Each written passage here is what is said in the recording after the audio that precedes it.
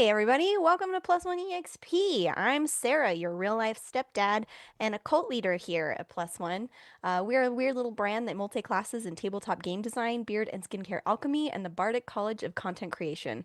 The dream and hope here at Plus One is to help amazing designers find great players who love their games and help amazing players find great designers whose games they can love. And we are here to play a game, to actually play a game even. I know it's very exciting. It's very thrilling.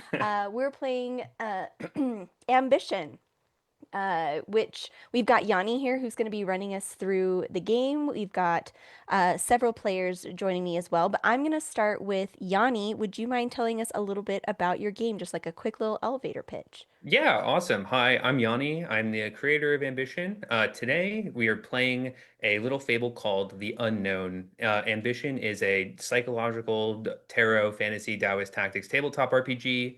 We're going to be playing through three modes of play: rules light play that build narrative tension, and then we cash out that narrative tension in rules heavy play to resolve situations and progress the story forward. Awesome. Yeah, and I've already said all of my words out loud. So I'm going to kick it down to Arthur. Arthur, would you mind introducing yourself, telling people where they could find you on the internet? Hello, hello. My name is Arthur Wells, aka Werewolf BF. That is, where is in the question, wolf is in the animal, and the letters B and F. I stream pretty regularly with Timbo the Wizard and his guild house of streamers. So you can find us on Twitch, but also we have APs up on YouTube. And then, of course, I have a game that was released very recently with Plus One EXP. So if you are looking for a really lovely, melancholy experience to share with your friends and loved ones or enemies, check out Dying of the Light. It's one of my favorite games, and I'm biased, but I think it's a fun game. Excellent. Well done, Arthur. Good sales pitch. And last but certainly, that why not have three syllables in a two-syllable word? Tony, hi. Hey, it's me. Look at you. I'm just a player. I'm not running production. I'm not running the stream. I'm not hosting. I am not at home. This is not my normal place to be. But I am Tony. I'm Chief Alchemist here at Plus One EXP. I almost said the whole thing again, Sarah. I almost just did the entire intro. I know. I Uh, watched the muscle memory kick in. but I'm super excited to play Ambition. I don't think anybody said it yet, but if you haven't checked it out yet right now, it's funding over on GameFound right at this Thank you, moment. Tony. I think somewhere beneath one of our faces. So I'm just going to point like down here. It should have a link, ttrpg.link/ambition should take you right over to the page over on GameFound. Also, Seven, who runs Goblin Publishing, is very excited about the game. Once they were like, just seems a little overpriced for a couple of zines, and I'm like, it's not a couple of zines, it's a couple 400-page books. Yeah. It is totally adequately priced for how big this honkin' amazingly beautiful game is going to be. I met Yanni after Gen Con, where I know like Andrew, who's watching and chat, and Alex, who is your favorite your favorite game designer's favorite game designer, I think. And a lot of other people were just gushing about how great this game was. I had picked up the card Yanni had dropped off and just had reached out afterwards because I was like, this card looks gorgeous. This game sounds dope. I'm super excited to sit down over the next couple of weeks and play it. If you want to check out my stuff, you're here. You're doing it already. Great job. If you want to check out specific games I've made, you can check out Through the Void, or I was the developer on Down We Go, or my best-selling game of all time, I Toaster, has now been brought back in-house on Plus One EXP. If you never picked up a copy, now is a great time to do so. Yeah, that's a lot about me. You can find us everywhere at Plus One EXP. Awesome. Well done, Vacation Tony. That was very casual and laid back. Love it. And without further ado, Yanni, I'm going to kick it over to you to whisk us away into the mysterious, wonderful world of ambition. I'm going to And intervene. keep We you got to talk about entertained. safety. Oh, that's right. I got really excited. I just want to play. And that's part of Yeah, we want to play playing, games. Tony. Let's talk And about safety we're all tools. good people, so it should be fine. But Yeah, no, it's gonna be great. So let's really quick talk about our safety tools. We did a little bit of an intro on the call before we started, but just for the audience's awareness, we're gonna use lines and veils as well as the X card, the O card, and various things. I guess right now, if we want to establish any lines, veils here for folks to listen or hear in on, I'm happy to go first. Some of my veils would be like harm to animals or children. Um, and then hard lines for me, I would prefer to like no SA, racism's not a vibe for me. I don't like that. Transphobia, things of those nature, no thanks.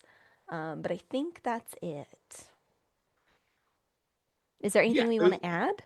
that covers all of my lines and veils also too. Arthur, anything for you?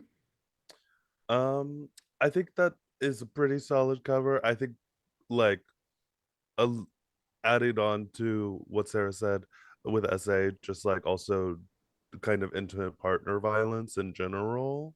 Okay, yeah, Um, yeah, cool. Love it. cool. And then Yanni, I know we talked about it before Yeah. stream. There's kind of a central like Yeah. we want to So, get to. so I also very similar lines and veils for me, specifically kind of like homophobia, racism, transphobia, etc. Not just as like for myself as a GM, but those are kind of themes that I don't really like to touch on as a storyteller in Ambition either. The unknown, though, however, has some kind of content that might not be for everyone. It's designed in a way that it's kind of inextractable from the story that wants to be told, which is it has an explicit theme of suicide and a confrontation of dealing with somebody who wants to end their life. And it also has a lot of body horror, which is, might not be for everybody, but those are kind of both core to the experience of understanding the story at hand. Great. Uh, like I said, we've got the X card, which we've talked about. We have the O card. If we need drinks or beverages or anything, we're people first, player second. So we will deal with those things as they come up. Um, Anything else? Any last minute ads? Anything like that? Awesome. No. Okay. Sick. Let's play. Let's be weird little guys.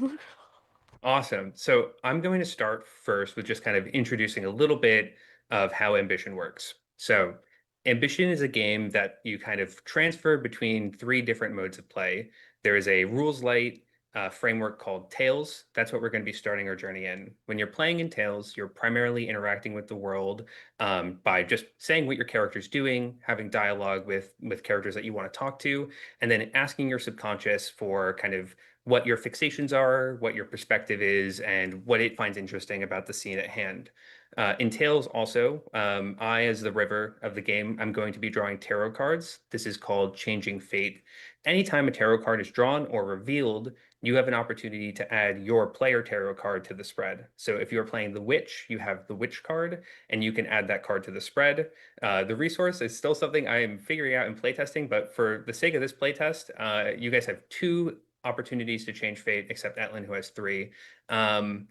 And basically, this doesn't necessarily, it's not necessarily a good thing that happens, and it's definitely not a bad thing that happens. It makes the situation in front of you kind of change to the rhythm that your character finds the most comfortable. So if you're a witch and you change fate, you will kind of open up crossroads where there otherwise would be, or you will kind of encounter characters that have a similar trauma that to you that forced you to make the deal that made you a witch. If you're a deserter, changing fate will kind of urge things towards violence. It's your most comfortable way to engage with the world. Um, Once we build up a narrative tension that kind of can't be resolved through rules like play, we go into either an engagement or a tribunal. An engagement is a turn-based mode of play that's rules heavy and it engages in a tactics framework on a map. This lets you kind of resolve tension through violence. And then tribunals are turn-based modes of play where you resolve tension through clocks. And it's kind of like a social manipulation game where you're trying to protect your secrets and expose the other side's truths. Um, I think that that is a pretty good primer for Ambition as a whole. Do you guys have any questions before we jump into the game itself? Nope. I don't think so. Perfect. Awesome. Let me just quickly get my little introduction sheet. I'm a big pen and paper person. Um, okay, perfect. So, as a primer, all of your characters have ventured out into this place called Loom. Loom is this kind of string of islands that have been ripped apart by powers that are long ago buried. The deeper that you get into Loom, the more that it kind of starts to unremember itself. There is a storm called the Sever that comes and goes, and what it does is it kind of makes things the nostalgic in a positive and negative way. Feels good when it's happening, but eventually you'll get lost in the memories around you. Go too deep and you'll have trouble finding your way back out or the will to return to a more uncomfortable world. All of your characters have a connection with a gun witch named Lily, who left Wisplight jumped across the ocean and is now deep in this place that uh, kind of spells the end of absolutely everything. So you've all ventured out into the unknown to find this friend. For context, too, a gun witch in Ambition is a kind of they're a witch that has a horrible curse, old for a gun witch is in their late 20s. If they lose control of their emotions too much, they kind of turn inside out into a jellyfish. Um, Lily, your friend, is kind of an exceptionally, uniquely kind individual for a gun witch, and that's why she has so many personal relationships, so many people that are out here looking for them. Um, so, all of you guys, you have traveled across a small ocean, you have ventured out into the unknown, you are in this tree line. Um, or ahead of you is a tree line, and you feel this kind of glowing, warm lamplight that kind of maps these black silhouettes of bushes and spindly trees.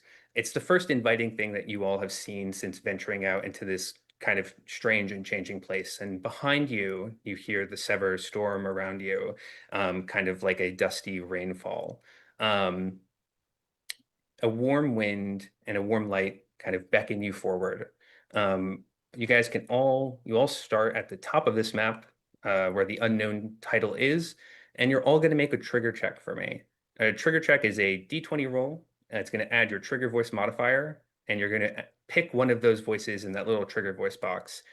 A trigger check is basically at the start of every scene, one of your voices is fixated or has its perceptions tailored to something specific, and we're going to find out what that is. Awesome. So, for example, for my character, I've got in my trigger voices, I have elusive and delicate touch. So I would Hmm. pick one of those Yep. and then roll my d20 and add the +7, correct? Yes, exactly.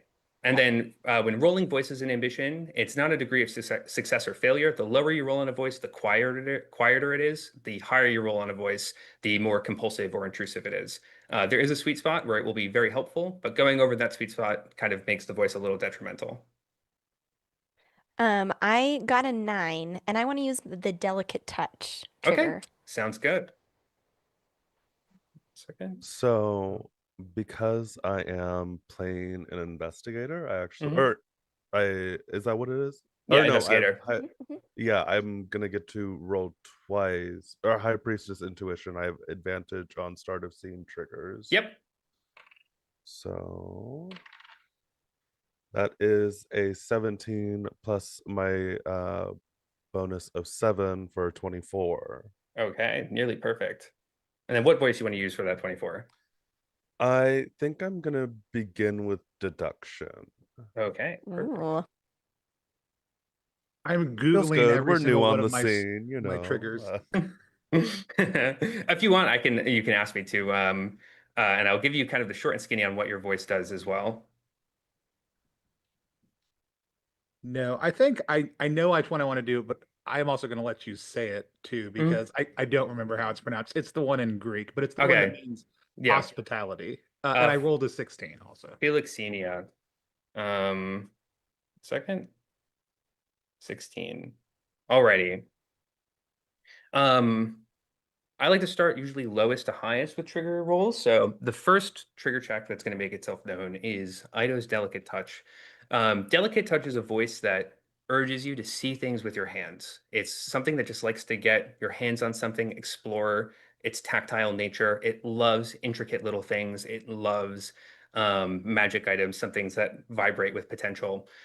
And Ido, as you walk through this kind of front of the tree line, you rest your hand on one of the kind of spiraling trees that makes up the edge.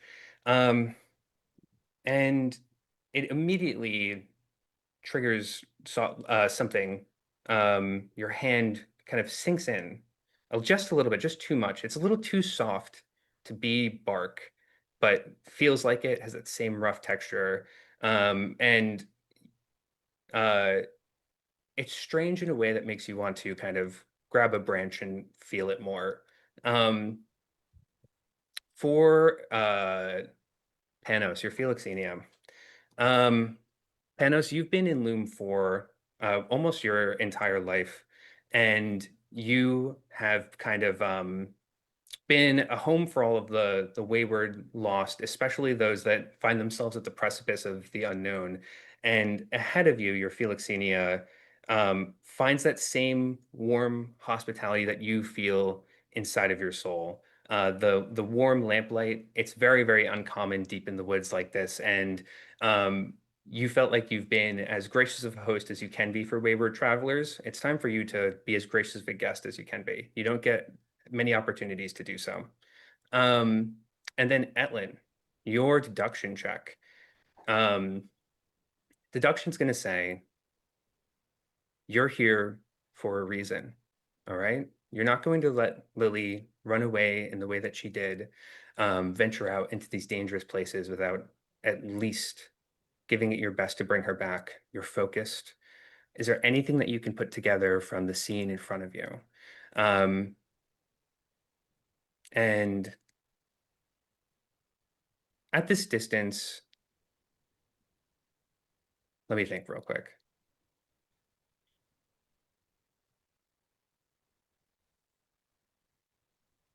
Deduction is you're gonna feel this warm wind that's coming from the cabin itself, and it's contrast to the kind of cold, almost blowing in a different direction wind from the environment behind you from the sever. It rattles the trees in a strange way, and you bring your eye line first to the cabin, and deduction concludes immediately. Lily's never been a person that likes company, that likes staying with other people, that likes doing anything else. If there's any direct evidence that Lily was here, you are so much more likely to find it on the perimeter of the cabin than you would inside. Interesting. Um, So, all of you guys, you start at the edge of this forest. And as you come on into the scene, we're in tail, so you guys can freely move around as you come in. You also notice that there is a kind of bumbling old seabird. He's kind of mumbling to himself just out of earshot, standing in front of the cabin. He's got these kind of aged white feathers, and he's seems to be trying to pick up firewood, but it keeps kind of falling out of their arms. They have a very, very tall, um, it looks like a lantern, but it is about twice the size as like a pole than they are. Um, and this faded um, is represented by the Hermit Arcana. If any of you want, at the reveal of the Hermit Arcana, you can change fate with your tarot card. And in this instance, the Hermit already has a fate. This will just let you learn something that wasn't there before, but is now a permanent part of their story, if you'd like to. I think I'm gonna hold on this one.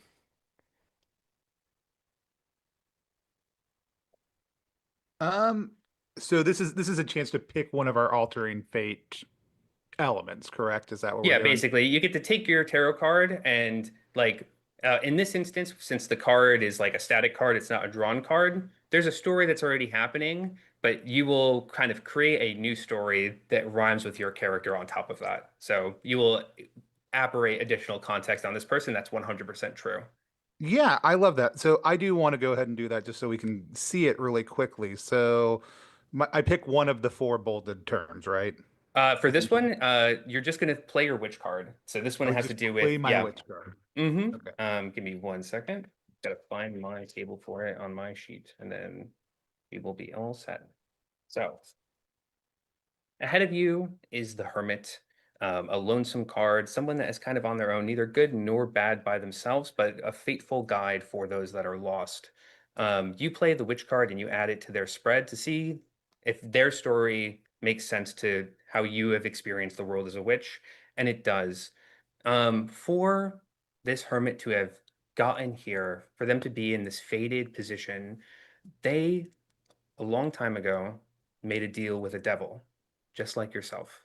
You don't know if it was for good nor bad reasons, but the circumstances that have brought them here, they were forced to wager with powers that they did not like and may not have understood.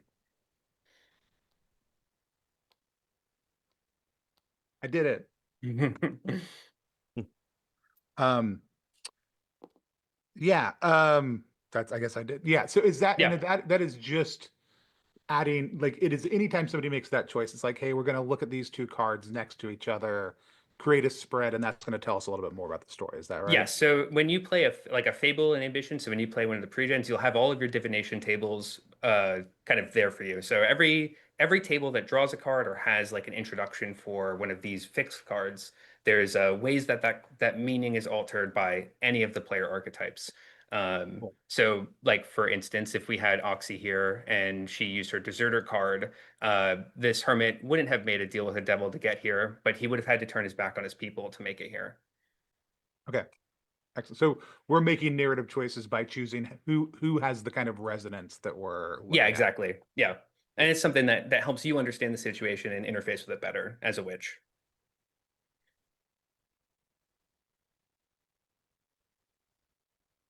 But yeah, awesome. You guys are free to approach the warm cabin. He's still bumbling with his firewood. And to the right of it too is a large windmill that is kind of slowly turning in the wind. It's inviting, it's homely. Yeah, I think Yeah. is oh go ahead, sir. Yeah, I feel like I was touching those squishy trees, and I think I'm really curious, and I see an opportunity to do more touching of things. I want to emerge from the forest, Hmm. and go up to this guy and help him pick up the firewood that he's dropping, and Yeah. not like in a rushed sort of way, but I want to see if the wood maintains its kind of Yeah. strange qualities. Yeah, that's a great idea. And as you kind of make your way into the broad light and out from the trees, he kind of notices you and is slightly startled. His face is kind of concerned at first, but then softens immediately. And he says, "Who goes there? It's dangerous out in the storm. Please come on in, travelers, please." Um, Yeah. yeah, he waves you over, and graciously you offer to kind of help him pick up some of the wood, and he gives you a it is my burden to bear. I'm more concerned about your safety than anything. Make yourself comfortable inside. I will be with you in a moment. I really want to touch this firewood. Yeah. So I'm gonna go. No, I'm not gonna feel comfortable, man, going in there with you. Just let me take some of that. Just yeah, I can help. No, no, I insist, please, no. And then, despite the relinquishing, you do feel like there's a sense that like as soon as you pick up a couple of the load that he's burdened by, there's a little bit of relief, it's a kind of Yeah, I yeah. wanna no, I insist, Hmm. like blah blah blah blah blah, Hmm. and do that back and forth. Yeah. And he says, Please bring your friends in, and while you bring that wood in, put it next to the door to the mill. Do not put it near the fireplace." I'm gonna nod and just turn to the trees and motion for my compatriots to join me. Hmm. I think Noda, my familiar, immediately bursts out from the tree line as soon as you wave and just kind of like runs up and grabs a stick. Also, part two. Adorable. But yeah, I'll make my way out and up. Perfect. I Awesome. I think Etlin is kind of approaching the cabin and the mill a little bit slower than the other two, Mm-hmm. as she's thinking about Lily and sort of thinking about kind of logically what would Lily be doing. She thinks, I might actually take a look around. And then she hears his comment about the fireplace, and she's gonna go check out the chimney, I think. Maybe go look at the back of the cabin. Mm, Kind okay. of do some looking around there. Sounds good. Um, as a as as Noda kind of runs in with the stick in their mouth, he's gonna kind of motion to Ido and say, "Just watch your feet. The fledgling has grabbed a branch as well, little helper." And he kind of waves over Panos as well and keeps the door open. And he notices Etlin's apprehension out in the woods, and he says, "You have you have a good head about you. Just hold on to it. Take your time to come in. It's safe around here. The more time you spend out in the storm, the more you will lose the things that you value." And she'll bow her head kind Hmm. of slowly and say, Yeah. Thank you. So, oh, sorry. Didn't mean to interrupt Oh you. no, no, you're good. Just a thank you. Like it's maybe a little terse, but she is like, we are guests here, so I want to let you know that I appreciate it. 100%. And you're free to kind of roam around the mill as well. If you look kind of as you come in, there's like the corridors between this thick, dense, and strange looking tree line and the walkable space are very, very thin. You go and look around one side of the cabin, but as you come to the center area, you kind of notice this little peculiarity. If one wanted to open the door to the cabin, they'd have to close the door to the mill. Both of those doors can't be opened at the same time. They butt into each other, which creates a very little weird architectural discrepancy between the structures.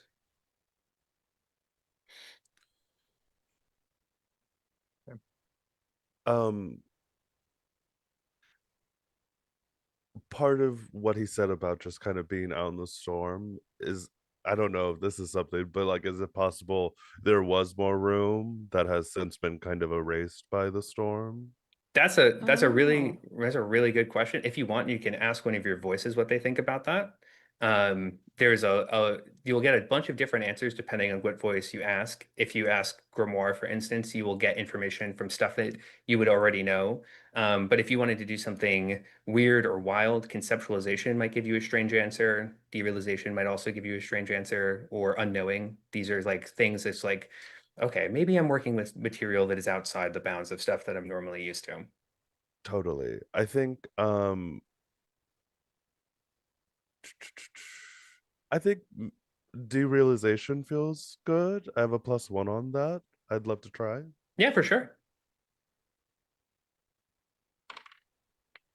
17. 17. So derealization is a bit of a strange voice. It's kind of you projecting your vibes onto stuff, and it will start to animate the world around you a little bit. And there's a very stark image looking at these two buildings next to each other, one that is very different than what's presented in front of you. To your left, this cabin, this tall, kind of singular, almost tapering inward. Your derealization says that is not a cabin. You think you might be looking at a cabin, but that is clearly a lighthouse. And that space between, it's a port to an old sea ship.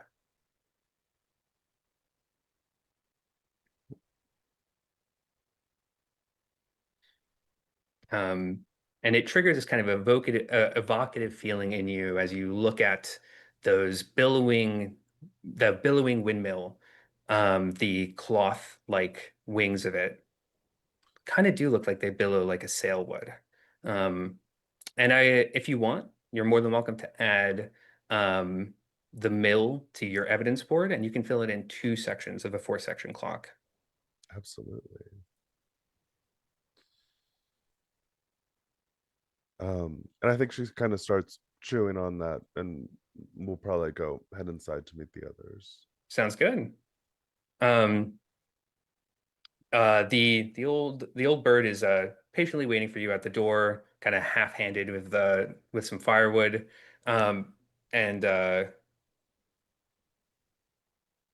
he waves you on over, and he says, I always appreciate a careful soul out here. Um, Thank you. Uh, do you meet them often? oh We have a yes, friend who passed by recently.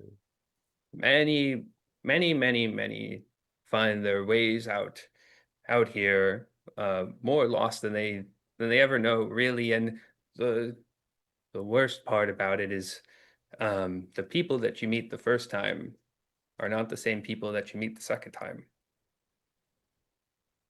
Are you the same one that meets them? I do my best. I try my best, but an old bird like me, I've changed more than I would have liked to. Certainly. Mhm. But Um, thank you for the hospitality. It's it's my pleasure. My home is open to anyone who finds themselves into the cruel storms of this world. And he waves you in, and he follows you in right after. He leaves the door slightly ajar as well. And with all of you guys inside of the cabin, there's this very, very strong aromatic. A wonderful kind of stew has been boiling in this little kitchenette. The fireplace is warm and cozy. um, it looks a little lived in some parts. There's like one chair that is significantly more lived in than the rest. Tracks of mud kind of go between the cabin door and the other door to the mill. But he immediately kind of starts fastening a little bowl of soup for each of you guys, and as he finishes it up, he puts it onto the table, um, beckoning you all over once you've made yourself at home and comfortable.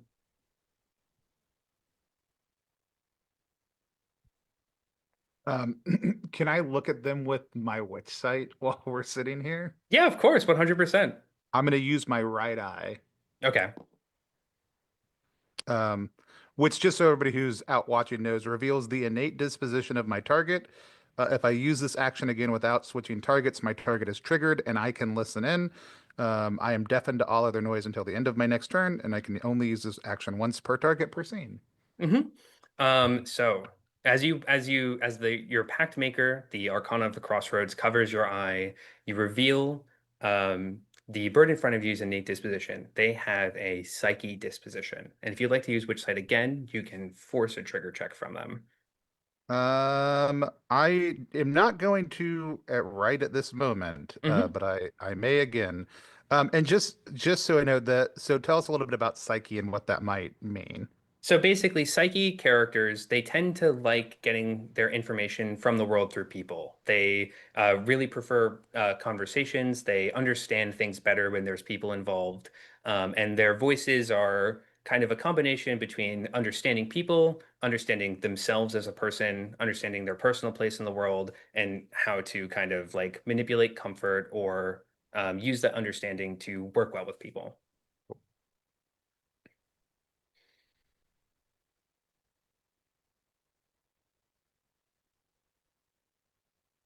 If everybody else is trying to figure out what they're going to do next, then I will trigger it again.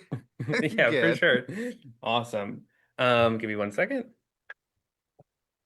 I just didn't want to be a spotlight hog. Do Also think it, this is good. do Anybody it. out there watching, like this, there is a lot of really cool stuff in this. So you are going to see us ask a lot of questions as we're playing, which is the norm here. One of the things I'm most excited about, and one of the reasons we are doing a 3 session run of this is because Ambition has a lot to it, and we're really excited to kind of continue to unpack that as we go. So I'm really hmm excited to keep on going. But just FYI. Um, okay, so they rolled a pretty good Felixenia check, and you get to listen to their Felixenia talk to them, and it's going to say they're they're a pretty quiet bunch. Like they do appreciate the warmth, but you wonder if there's anything more that you can do. It's usually the quieter ones that have the constitution within themselves to turn their back on this wretched storm. Maybe you could really convince them there's only danger for them to find out in the unknown. Interesting.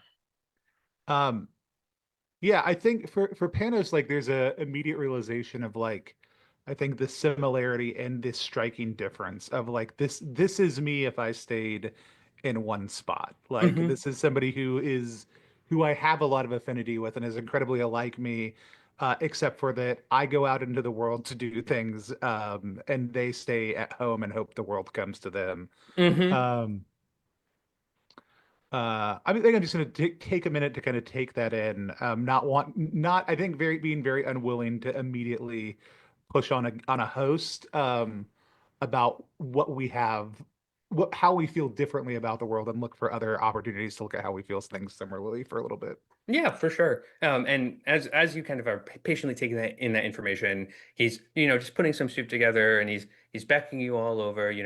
Have something warm to eat. Tell me what brought you all out here. Eh, yeah, and then he kind of just like mumbles a little bit, and then it trails off. He's trying to find exactly the right way to breach the quiet between you all. I think I know like as that all that's happening, she's really like looking in the home, if that makes sense. Like Hmm. understanding like this is a guy that was like, no, come in, right? So like I think she's trying to like look around and see for signs of like who this person is in Yeah, for their, sure. you go, you see somebody's home, you can kind of gather like information about the kind of person that they are and maybe some of their intentions, if that makes Yeah, sense. yeah. With And so I think she's kind of scoping out like the decor and like the keepsakes that this person is kind of has in their home, trying to like put together a story about who it is that is offering the stew and hospitality. Yeah, there's a couple of keen, like little. You've got a very keen eye, being such a great sharpshooter. There's a couple of things that you can pick up immediately. For one, at the dinner table, three of the four chairs have like a rug thrown over it. One seems like it's been sat in more than the other. The kind of for the little forever paths that have been made their way through the cabin are very one directional. The rhythms of this bird's life seem very, very similar. But at the same time, the space is incredibly comfortable. It's kept in a way where it's almost always expecting. There is a kitchenette that has the capacity for more food than they could personally eat by themselves. There is a warm fire. There's chairs that aren't satin. Um, and also, if you wanted to, you're more than welcome to ask any of your voices if they have any more insights too. Perception is a good one for kind of bringing in the general senses, delicate touches if you want to get your hands on anything in the scene as well. But you can ask any voice that you have on your character sheet pretty much at any time, and it's not a limited resource. Yeah, I was thinking more on the empathy side of the Oh, yeah, house, empathy is of great like too. trying to like get a feeling for this person's feeling and kind of Yeah, like a better understanding of like them. yeah. Um, so an interesting thing has happened. I rolled a one, but I want to use Pan's Vestige. Yeah, to make it Um, compulsive. yes. Hmm. So changing it to the 27. Okay, yeah, awesome, awesome. Also, by the way, I think you're my first Seder player that's done that, so I appreciate that a lot. I What? love, I love compulsive voice roles. So compulsive empathy. Um, you look at this seabird in front of you, and as somebody that has always looked at the world through objects, has always been able to understand the context around the soul. You've brought in a lot of this room. You feel like you have a picture, but it's missing something. It's missing something about this person. Like, what is it? What can you glean? So you let your emotional guard down. You let that triple S, that need to be cool down a little bit, and you make that heart open, and you see, you look at him in the eyes. What is he feeling? What are you responding with? And kind of like a gunshot to the heart. There's a there's an empty space here. It's not just that this is a place for wayward souls. It's broken a little bit. There's a hole for something that's not coming back. It's not just that two chairs are covered in rugs in case anyone shows up, but a third chair that will never be used. There's a broken stair in this house. Um, I'm gonna like take a minute with that, kind of in the same way that Panos is sort of like switching back and forth between their magical eyes. I'm just gonna get real sad. Like and very like take the stew from this seabird and just go like look at it and look at him Yeah. and just like kind of for a moment like want to pick him up in a hug, but like that's not cool, man. So I'm gonna kind of like sniff, and be like put it on there, and I'm just gonna start eating that voraciously to kind of like show my appreciation and try to Um, fill the hole in my heart about how sad I am for this guy. yeah, and something interesting happens as you voraciously pour down that stew. One, it's just a wonderful stew. He's just a great Hell chef. yeah. It's very well seasoned. It's aromatic. It tastes better than it smells, and it already smelled fantastic. And as you finish that stew, you're going to accumulate one mark of severing. So that is going to give you +4 to your Felicity voice, which is in Fate, and +4 to Monomyth, which is in Psyche. If any of those hit 7, they're going to additionally become a trigger voice until this goes away. Okay. Okay, so Felicity got is now a 2. And Hmm. then what was the other one? Sorry. It's Monomyth and Psyche. Monomyth. Okay, thank you. And that one just became a 4. Okay, awesome. And as you kind of like you did eat this stew to fill a hole in your heart, and you do feel in some ways that it did. This is it brought you back to a childhood memory that was never yours. It's so warm and kind of maternal and paternal. It's like a comforting day that of kind of like a childhood experience that you felt like you've had, but you're sure that you didn't. It is warmly nostalgic in ways that is completely unrememberable to you. Um, Yeah, I think Ido's having a bit of a moment. Trying to be really cool, but like, fuck, man, I'm in my feelings now.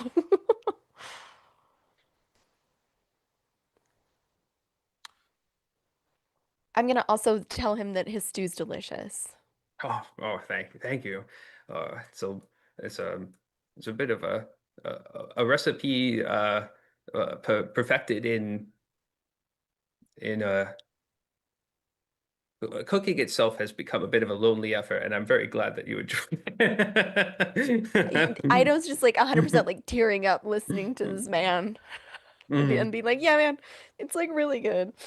And he's gonna say so fledgling so what is your name by chance, and more importantly, what has brought you all the way out into the storm? Oh, is he talking to me specifically or He's talking to you as a context of the stew conversation, but if okay, anybody can okay, jump in and answer, yeah, for sure. perfect. Hmm. Uh um well, we're looking for someone. Oh, the very dangerous game you play out here in the unknown. Those who have a destination may often find it, but those looking for a person will find that it is always just out of reach. Is that what you've learned personally? You like totally just like you just totally hit him with like kind of like an emotional wall. Oh, And 100%. yeah, 100%. He's like he kind of was taking kind of like this like very sage like wisdom giver of the home hermit disposition, and his eyes go wide for a second. He looks at you with a very soft kind of respondent empathy, and he looks back down at the table and says it was a very difficult lesson learned. Uh I'm just gonna kind of like nod and look around. before taking a couple more bites full of stew and give my fellow players an opportunity to chime in if they'd like. Hmm. Um, I think Etlin will take the bowl of stew and begin eating and um just kind of posing it sort of conversationally. She goes, "So, do you ever use the mill? Is it, you know, I'm curious what you would mill, wheat or there's Um, not much room out there for fields." these are super super good questions. Just give me 1 second. I think Sure. with a reason disposition, we're going to count the fresh incredible bowl of stew as a new piece of art and music. And I'm going to say we're just Interesting. going to Ooh. invite a little bit of a trigger check with that one as well. Um, and we'll just get that vibe real quick before we ask your question. Also, fantastic questions, by the way. um well, I'm like, he's got all this food from some, Mhm. okay. So that is one of my triggers: new and interesting ideas, concepts, or way of thinking, art and music. I roll a trigger check for that. Yeah, roll a trigger check for that. Okay. And I guess, and I let's see. Okay. um Whoa, another 17. And I guess with grimoire. Yeah, Grimoire's a really good one for this. 100%. So in total 24, because that's the 20, one of my trigger voices. 24. Very, very good roll. Grimoire is going to speak up and it's going to say, um, this is your first time in Loom. You've only had a moment to get acquainted with the local cuisine, but you feel like Panos has given you a lot of the flavor profile, specifically the herbs and spices that would be familiar here. Now, you don't have a name for them yet, but you have a very good understanding of their profiles from the few meals that you've had. And what is in front of you is foreign. It is not locally grown or locally made. The herbs and aromatic, if you had to place it, they have an earthy, piney quality that is much more appropriate very far north of Wisplate in the maybe southern Fornathi coast. Um, Impossible for this specific concoction of flavors to have made it into this bowl. Ships don't travel out into Loom and or for agricultural trade, and it's just a very, very peculiar thing to have. You're not even sure that herbs like this would grow in the sand-ridden soil.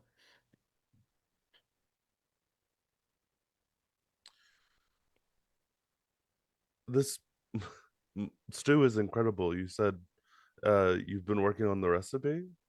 Was that something someone suggested, or Oh, yeah. You know, um, back in my youth, there was always there was no one wanted the responsibility of making the food. I took it upon myself. It's a collection of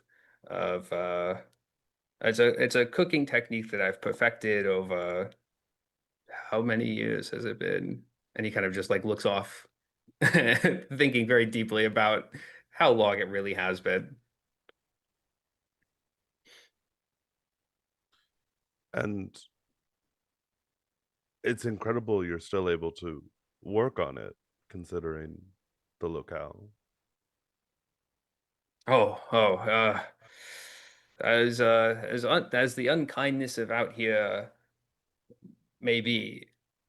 The one thing is that if you want something enough, the woods will eventually give it to you. Hmm. But not someone. Oh, someone too, but just not in the same way. Hmm. The real trick is finding what you came for and getting back out. And he kind of laughs a little bit to himself. Um, So Hmm. just here's the picture, fellow players. Here's the picture that I'm getting. Here's a weird old guy in his house, and he's like, "Yeah, everybody, like, come in here." like he could just be sad and lonely and like an artisanal chef that's like waiting for things to kind of roll up on his island. But the like more nefarious side of me is like kind of Hansel Gretel situation where he's lured us inside, sort of a thing. And I think, given what my character is kind of like putting together, she's moving towards like sad old lonely person who just needs like some care right now. But I wanted to check in and see kind of where you guys are. It kind of feels like he came here to find someone, and then it was kind like that being unsuccessful, it was kind of too easy to like not convince himself to leave in case that person showed up again. Mm, mm. Or that he came here with someone and they are no longer here. Yeah. One of the Yeah, two. okay. Which It is does feel yeah, very the yeah. In either case, neither seem good for us in our outlook currently. yeah. Correct. Um, I I'm gonna having kind of set with those conversations and especially with the statement of like the woods providing and kind of what we've picked up. Um, I mean, this is a stew, which means it's kind of it's there's been some homogenization of whatever's been put in there, but there's also going to be big chunks of things, right? I am going to start asking about specific because I mean I'm familiar with Loom Hmm. cuisine and regional stuff because this is where I am from. I'm going to start asking him about where different ingredients came, like who brought the different ingredients or how he got each of the different ingredients. I'm also, now that my bowl has cooled down enough, going to put it on the ground for Noda to eat and ask for a fresh hot bowl at the same Hmm. time. But yeah, like pick through it and kind of like ask him about where the potatoes came from and who and how the carrots got here and where the different spices. Like I'm looking for the stories Yeah, yeah, of the journey of these items into this bowl, yeah. which and really trying to look to play into his care for people in who those people were and what their stories were. Now, obviously, we're panning for like, is there a Lily in this? But like, also just the types of people who he has interacted with to make this stew happen. Yeah. And as you kind of pick it apart, kind of starting with the broth, he's going to go off and say, it's a a silver scale garhead broth. Um, the base of the stew is shell onion. Um, it is beetroot and um, and trying to find the exact locale where I'm looking for here. But it is a I don't know what the exact uh word for this vegetable would be, but it was something that my mother cherished. A red celery type root, usually up in the Swansea, quite a journey from here. Um, uh, and he paints you this kind of picture of all of these kind of ingredients. And as someone from Loom, a couple of those sound like something familiar or a kind of replacement for something else. But a lot of it is stuff that you have never heard of or had the palate for. Specifically, kind of like these. The fish, for instance, and also the kind of vegetables that would make up the morpois of this broth. Excellent. Would you say he's ruminating? No, not ruminating. Ruminating is a mechanic. It basically does Okay, what Sarah just did with satyrs, where it'll make every roll that you do compulsive. that's fine.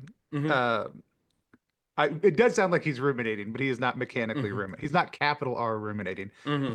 If only you would put a capital at the beginning of I know ruminating. my keyword game is weak. Um, But also, you're more than welcome to ask any voice that you have right now. You don't even need to be triggered to ask a voice. If yeah, you're I like, mean, yeah, no, I think, yeah, because I think I'm gonna actually ask Weil because I think this is kind of a sideways ploy, right? I think yeah. this is something of a.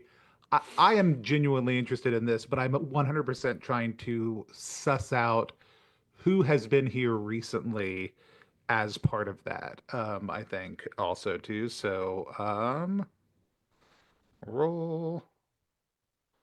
Do, do, do, do, do. Me on my Google Dice here. All right, that is going to be a 14. 14 on the Weil. Weil's going to suggest.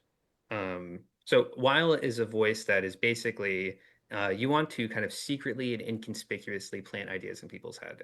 And the one that Weil really, really wants to plant is this host seems like he makes food for other people when he has the opportunity to. Has he done that recently? Um, so as he's rambling on the ingredients and all of that, Weil is going to kind of find a position in this conversation for you to ask, um, have you had to host anyone at this table like recently, or is there a reason that you've been making so much stew? It seems like it's more than just for you. Excellent. Hmm. And if you want Panos to say that, I can Yeah, yeah. respond. So Yeah, I yeah, think, yeah. yeah, Panos will, I think, lean in and say, it sounds like you've got a chance to practice a lot lately. Like, who are some of the people you've had a chance to make stew for? Oh, uh a lot of people come and go and they enjoy a meal, but let me tell you, just a few weeks ago, a young bird came dressed in just in long black robes. She barely wanted to come in to the cabin, the frail thing, but after a gentle amount of coaxing, I invited her in, and she didn't want the stew. She didn't want to sit down, and I had things to tend to out into the unknown, and by the time I came back, she was gone. Did you did did she leave the way she came? She was a hard. It's hard to tell. I mean, it kind of leaving any way out here without direction will is kind of going the same way, if you know what I'm talking about. Yeah, you can be lost in any direction. Mm-hmm. Mm-hmm. But she was Profound.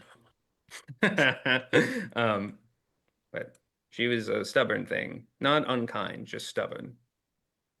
Hmm. And does this sound like Lily? Yeah, it's the long black Yeah. robes, the Yeah, yeah, yeah. mm-hmm. Just making sure. Yeah, 100%. I'm just to like confirm, I'm going to kind of like think to myself and go, how many times did you have to ask this person to come in the house? Oh my, 100? Just I just nod into my soup and keep old keep eating. old birds like me, you'd struggle to stop us from squawking. While they're having this convo, could I look around the room? I'd like to use visualization and try and see, like, are there other things that make me think of ships, like a round window, or maybe Ooh. some crates and barrels, perhaps? I don't know. Just like ship stuff, Yeah, you know. 100%. Is That's there an absolutely anchor great. on the wall? I don't Yeah, know. uh-huh. Yeah. Is there a button that says press to turn to ship? um, okay, so that's gonna be a 15. A 15, your visualization is going to pick up on um in this room, in particularly, oh, one second, my mic just freaked out a little bit. In this room, there's nothing particularly naval or aquatic except for the man that sits in front of you by themselves. They carry a small lighthouse with them, and that old coat that they drape over themselves, tattered and stained by the storm or whatever else. Under it, there is a bit of a royal blue. It's got storm flaps. It's a sailor's garb. Mm.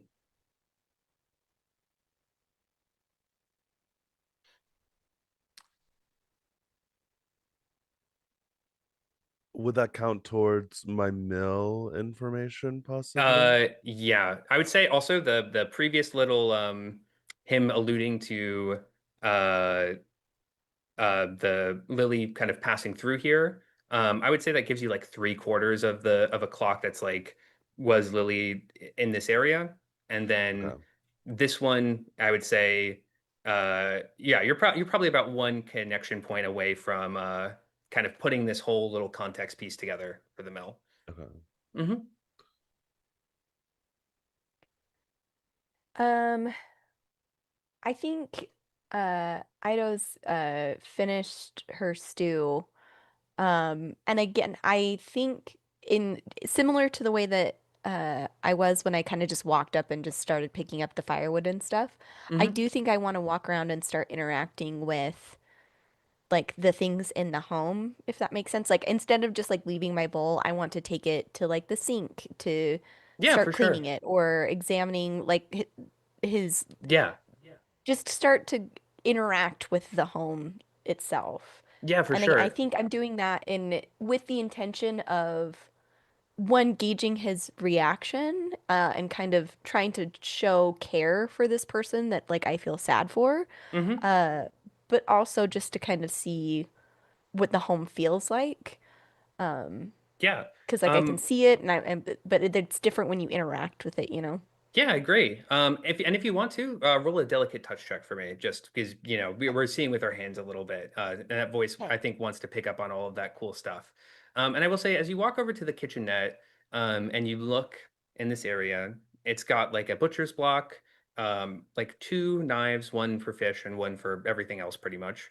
It's got a couple of um, like small cooking utensils, tongs to prod the fire, and then there's a small cabinet, slightly ajar, and you can just get it by the smell of being near it that this has got herbs and aromatics inside, and stuff like that. Um, Opening the cabinet fully, you'll see that there is a kind of like a section of cooking, like dried herbs, cooking stuff. Um, what's it called? A small assortment of tea, and we're also going to draw a card from the loot divination table. There is something in here that Oh, fate has ordained. Um, oh, my keyboard is unresponsive. There we go. So this is the Seven of Wands. Wands usually focus the arcane, the spellcasters, the slightly immaterial. If anybody wants to, they can add their card to change fate in this instance and I want see. to. You want to? 100%, the Yeah, I'm Sundance? doing it. The Sundance does it. So the Sundance adds their card to change fate. And give me 1 second. Where's my table page? Here it is.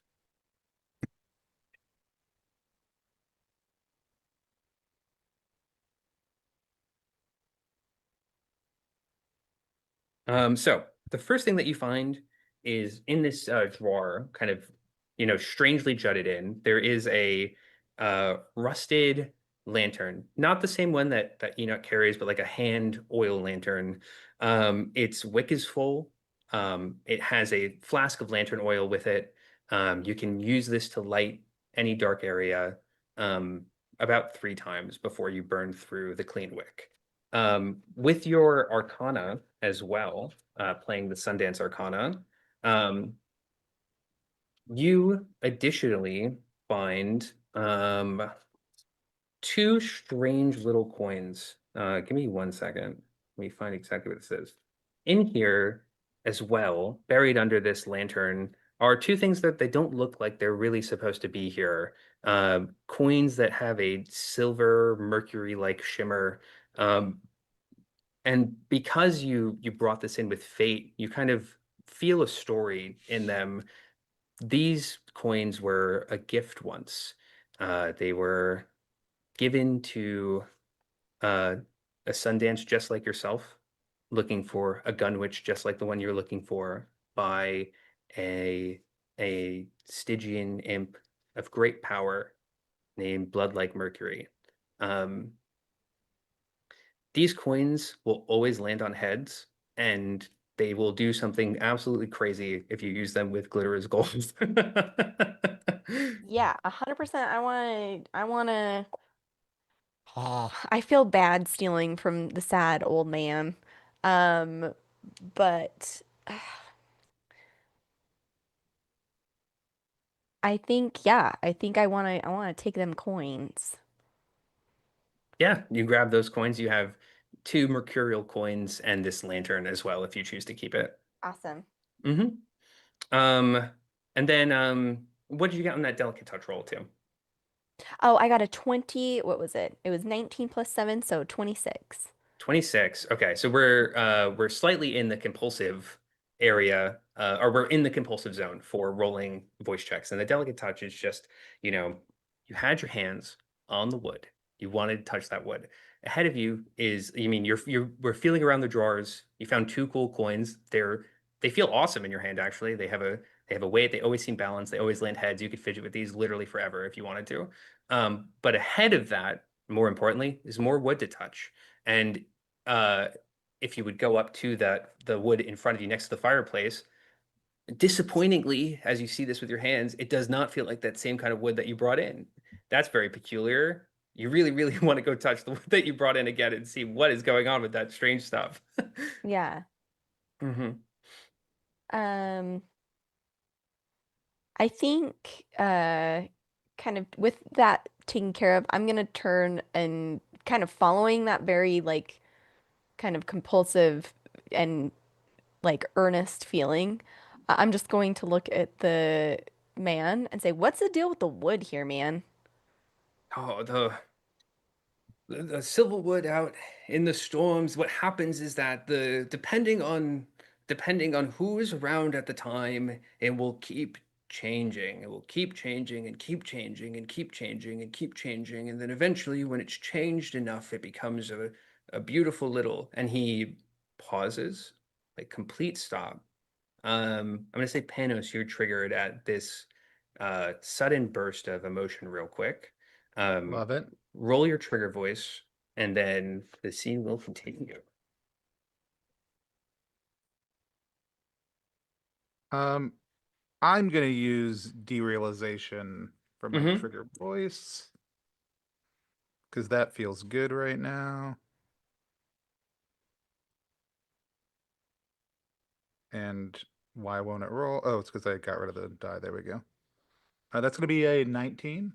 19. Your derealization. So derealization is a voice that likes to anthropomorphize the stuff around you to make it make sense. And this kind of sudden outburst from the lantern keeper in front of you, it just he gets up very in the middle of the conversation with energy that they don't normally have, and they look and their eyes are directed towards the wall. It looks like they're gazing past something. And you feel this kind of wind from the storm outside that cuts against the warm, inviting, beckoning warmth of the cabin, and your derealization just it feels like you can't describe it in any other way but saying there's teeth on the wind. It's not just cold, it's biting. It is biting you right now, and the more that that cold wind blows, the sharper the teeth get. Um, and as the old seabird stands up and he kind of has a bit more of a panicked focused, and he grabs his lantern and he goes towards the door and he says, there's there's something out in the storm that calls my attention. You will all be safe in the cabin, but please, just in case anything happens, make sure no damage is done to the mill. I won't be out for long, and the storm won't be raging for that much longer. You will be safe here, but just in case anything happens, make sure nothing happens to the mill. And he runs up to the cabin. He pulls off a hat that's next to the cabin door, and he's going to walk past you guys to the outside. Is there anything you want to say to him as he collects himself and things? I'm gonna kind of like look around and go, "Surely you don't mean to go by yourself." uh, I do. I can handle this storm very, very well. You don't need to worry about me, dear. Um, this old bird has been through much tougher waters. Um,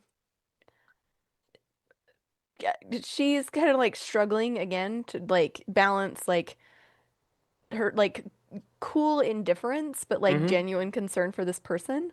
Yeah. Um, and is gonna kind of sniff and go, "You don't have to do everything alone, you know? Just because you've been alone doesn't mean you have to keep doing this?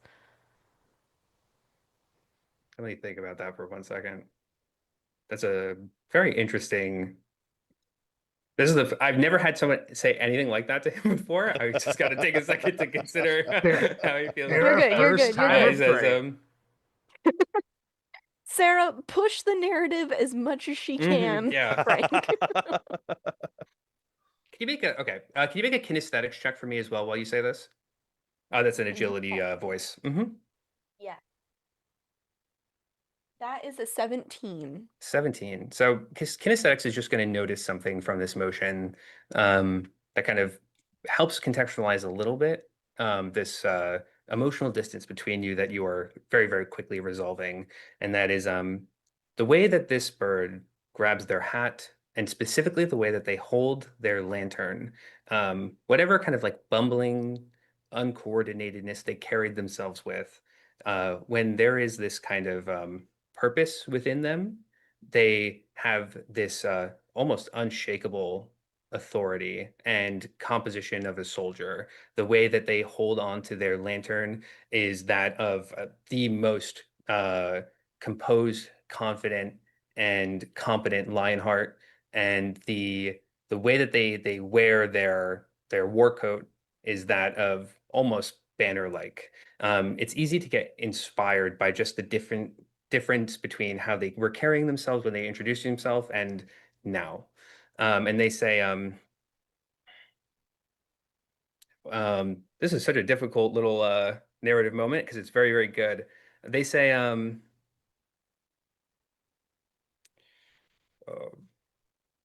little fledgling, you're right. It's been a long time since I've done things with others, um, since I put my trust in others. And that's not for my lack of trusting. Uh, it is for the circumstance. I don't mind putting my trust in you, and I don't mind the help of those that intend to help. Um, and that is why I need you to keep an eye on the mill. I am a captain giving their orders, and I haven't had those that I can trust in a long while. The storm out there has no burden on me, but it will burden you deeply, very, very deeply. And I can't watch good, kind-hearted young folk like you throw away everything for nothing. Ido feels a little bit of a stab at him saying that he trusts me, given I did just rob him. So I kind of like turning up, whatever, fine. And I'm gonna try and like make my way through not knowing that about the weird door situation. I'm gonna kind of like stomp across the room to try and go into the mill. hmm As he's going to leave, I think Etlin kind of stands up to her full height and dusts off real quick and looks him in the eye, seeing the demeanor change. And she says, with kind of as much sincerity as she can conjure, I hope to meet the same you when you return. Oh, thank you, That my boy. slaps. And he says, "Oh, thank you, my boy. I've dealt with these storms for a long time, and the things that changed me long, long, long ago. Unfortunately, I'm stuck in as this kooky old bird, as others call me. Um, as long as you all promise to stay the same, you will see the same bird on the other side." And she'll nod. hmm and he, barring no other objections, will make their way out through the tree line, marching confidently into the unknown. And as they disappear between that warm lamplight and the forest line, you notice that the light of their lantern kind of has like a bit of a radial motion before going into the darkness completely, kind of like it was turning against something. Um, the cabin and mill is free for you all to explore in whichever way that you want to explore it. Do we want to do our halfway? Yeah, this is a perfect time for halfway. Yeah. Yeah. Awesome. So we're gonna go ahead and take a quick break. And then we'll be right back for like 5, 10 minutes. If you're in the chat, I highly encourage you to listen to the voice that tells you to get a glass of water. And we will be back soon. And we're back. More hydrated than we were previously, to the right level, I feel like. And hopefully you are too. And if not, what the heck? Go get some water. But we are rejoining, you are rejoining us, or maybe joining us for the first time, as we play Ambition and Through the Unknown, where we have tried to open old wounds of a sweet man who led us into his home. Uh, but he has gone out into the storm, leaving us with the charge of protecting the mill. Why? We don't really know yet. So we're gonna maybe figure that out if Yanni lets us, or if Arthur continues to fill out their clock. So we'll see. Yanni, let's jump right back in. Yeah, welcome back, everyone. So our old harpy has ventured out into the unknown. He's entrusted you all to protect the mill, just in case anything happens. Not that anything is going to happen. The cabin in the mill, free reign for you all to poke around, to look around, to start to put some clues together if you can. I have an immediate thing I want to do. I also will just say I love that this is probably the first game I played in a while that interrupts my OSR playstyle bullshit of just doing small little things and hoping that I get things out of it, which I'm enjoying immensely. Hmm. Uh, I want to get a better sense of. I want to count lanterns right now. I need to know how many lights there are, Hmm. because he took one with him. Yeah. Sarah found, or Sarah, what's your character's name again? Ido. Ido found one when they were looking around. Is that the Stole. lantern the gentleman took with him? No, this is like a very different lantern. It's like old and rusted. Um, Mine is shiny and new. Yeah, actually, you know what, Ido? When you get your hands on that too, your delicate touch would it compulsively, it has to see that with its hands. And as you Oh, rub your fingers on it too, it's like a very specific kind of flaky rust. It's not the one that you would see if something was dipped in water or submerged in water or in a pool. It's the one that you get when there is wet, salty air blowing in from a coastline. okay. Got it. And then is there a light outside that is hanging also too? The one that was outside that was hanging, that was his little And carry that is the one lantern. he took Yeah, with him. that's the So one he took with that him. light is gone. There's no light outside currently. There's only light inside, and there is that lantern, correct? The warm fire that is in this room is kind of billowing warm light out to the front Yeah, of but the cabin. Yeah. Hmm. but it is not the light of a fire and not the directed light of a Yeah, lantern. exactly. Yeah. Cool, cool. Hmm. I'm just getting a sense of, as Of as space. somebody who goes Yeah. down into dungeons, I got to know how much oil we have, how many hours it's going to last. No, I literally was just trying to make sure because we had heard about a bunch of cool lanterns, and I wanted to get a sense of which ones were which for Hmm. sure. It's Surprisingly okay, enough, too, Tony. You there's can be jealous more of my cool stolen lanterns to lantern. find as well. Are there more cool? Can I? What There do are I more roll cool to lanterns. find? How do I roll to find land? A If better you search around lantern. enough, you might divine a lantern. I promise you, there is another cool one. um, Oh. now, now you tell me I'm obsessed. Ooh. No, um, um, I mean, I do think there is a sense of like I am going to take just as a whatever. I'm going to go take that rusty lantern unless Ido stops me, and hang it in that same spot that the silver lantern was before, and light it so that we get a better sense of what is outside. Um, the biting teeth of the wind, like I get the sense of like Panos kind of shivering as they like get that sense of a draft. Is that amplified when I go outside, like as I step out to light that lantern? Is that biting nature more manifest, or is it something that is kind of like omnipresent in my internal senses? Give me another derealization check to see if that changes too much. But as you go out, there's still that same kind of like almost psychological pressure that this whatever is whatever's at that periphery that's coming in, it feels like teeth. Like it just no the way the wind blows, the outside, the air, you just can't shake that feeling. Okay, real quick, let me check something based on what I rolled. So when I roll a natural 3, meaning it doesn't matter what my modifier is when I roll below a natural 3. So it Hmm. doesn't matter. It's the is it the pre-modified number or the post-modified number for Pre-modified number for that one. cool. Yeah. Hmm. I rolled a 1. I want to flip it flip it Yeah. over. Flip it over. So we're gonna have a compulsive derealization.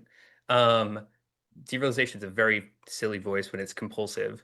Um, let me try my best to conceptualize this for you as you feel this outside pressure.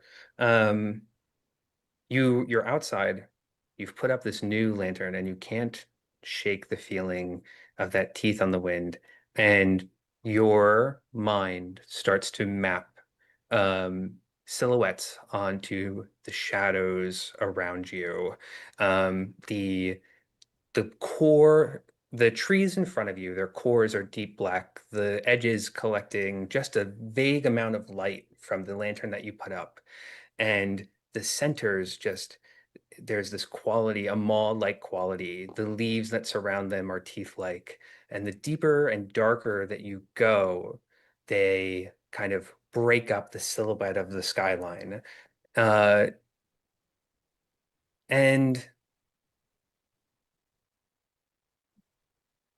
in a horrifying way, the there's almost a comfort to the teeth on the wind and the teeth in the trees as they feel animalic. But the teeth on the ridge of the unknown, the teeth that are beyond what you can see, feel like the prods of a bear trap.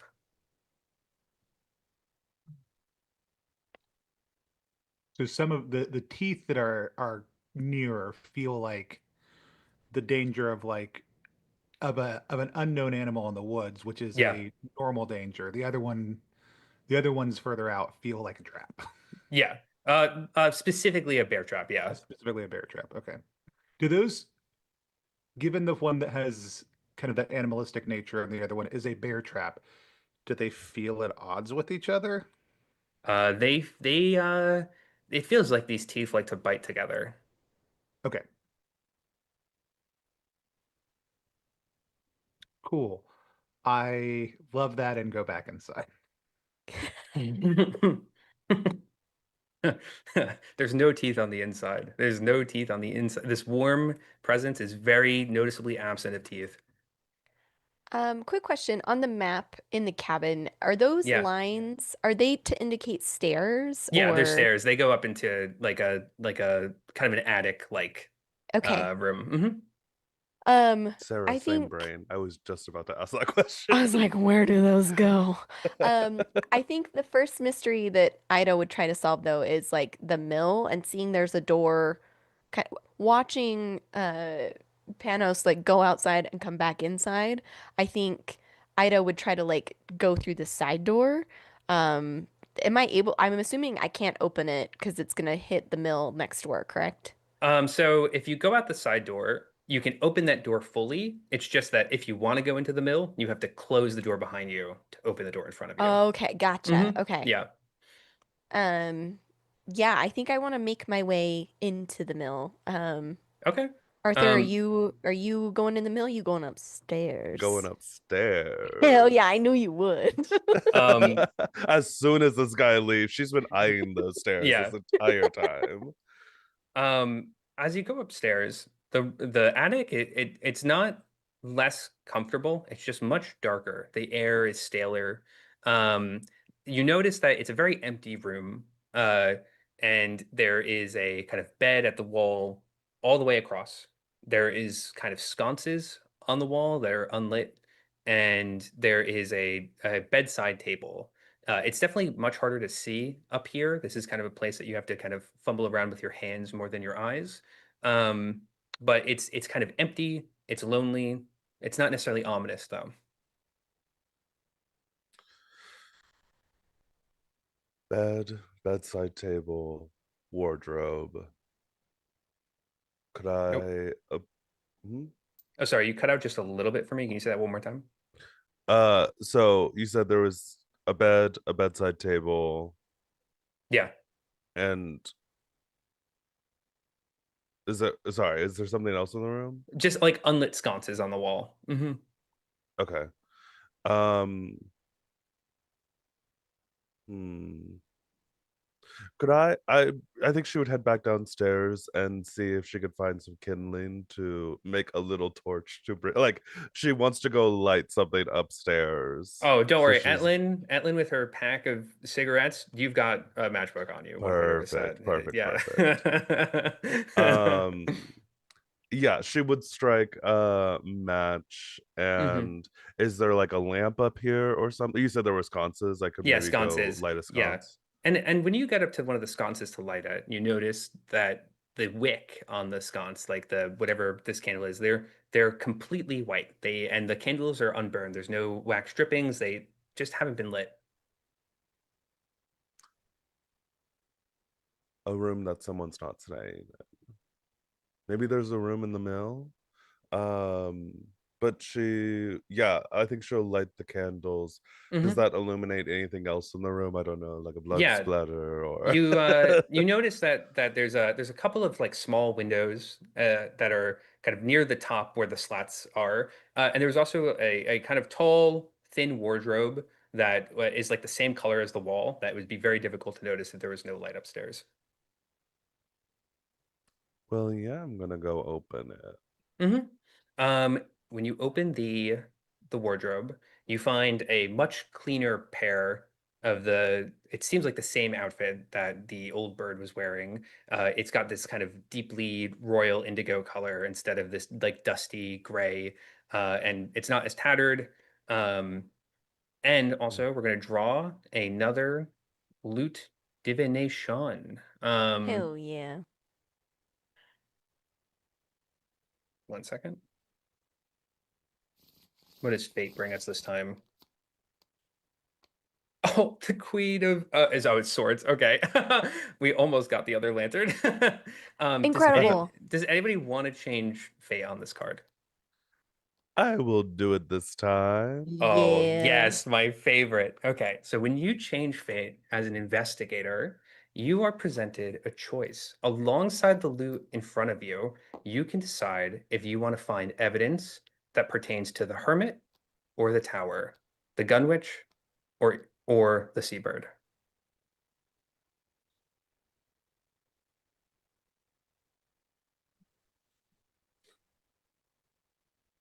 All good choices. I Yeah. know. Um, one of my,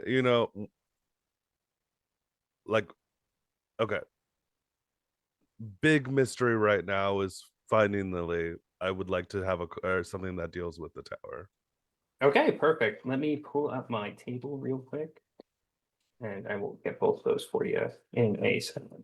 Actually, this might be easier to find my Notion document. I would be Okay. crippled with indecision in your position, Arthur. Just I just had to no. make a decision. It was one I of want those to that know I'm about like, all of either's them. gonna be fun. I Okay. know, but I'm Yeah. like, you're about to find out stuff about him. I could find some stuff out about Lily. So Yeah, yeah, the yeah. first thing that you find is underneath the coat, there is a very, very strange axe that is like lodged horizontally, blade deep into the back of the wardrobe. These it's really actually difficult to kind of describe see what you're looking at just by how it's stuck in. The first thing that you notice as an investigator is that there is like almost roots, like there is a circular spiral motion that is creeping along the backswood of the wardrobe. And as you kind of take that blade from where it was socketed, you notice that it is like distortedly multi-bladed. Like if the axe head was covered in tumors of smaller axe heads, it's vaguely hatchet shaped, but you'd have a hard time convincing someone that this is a normal hatchet. Um, this is a strange little weapon. And it is you feel like I want you to add an evidence clock. This is a tool of something that you have not met yet. Um, so I would put like tool of question mark. You have one of four sections on it. The Okay. evidence that you find pertaining to the tower is a um, in the pocket of the warm coat or of the storm coat, kind of being thorough. You notice all these little like these kind of pins and adornments, but in the pocket there is a small little cool piece of metal, and you pick it up and out, and it is a sorrowful armament. This is a bullet that is made to kill gun witches, to be loaded into a gun witch's spell pistol, and to kill another one of their sisters in case they turn into a polyp. And you are very familiar with Lily and her anxious dispositions. The tip of this bullet is polished reflectively by the fingers of a very anxious hand. You are sure that this is Lily's. Um, I'm going to say that this is probably an entire clock of whether Lily came to the mill. If we haven't added one for that, I'm going to say we filled a whole clock just on, or we could fill the whole sorrowful armament clock. This is a sister killing bullet. It used to be Lily's, and Lily left it here for some reason. So I would close out my was she here clock. Yeah, we close out the was she here. Yeah, we close out the was she here. That would do it. Okay. Mm-hmm. And that adds a pie slice to my Finding Lily. Yep, adds a whole pie slice. Cool. And then let me send you what this hatchet is as well, real quick.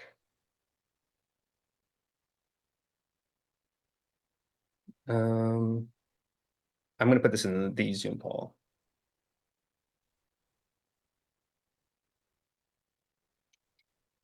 So what this says, it says it does 2d6 unraveling damage. That's a strange damage type.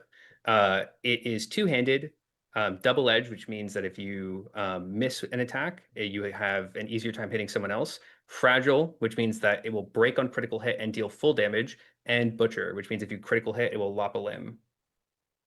Well,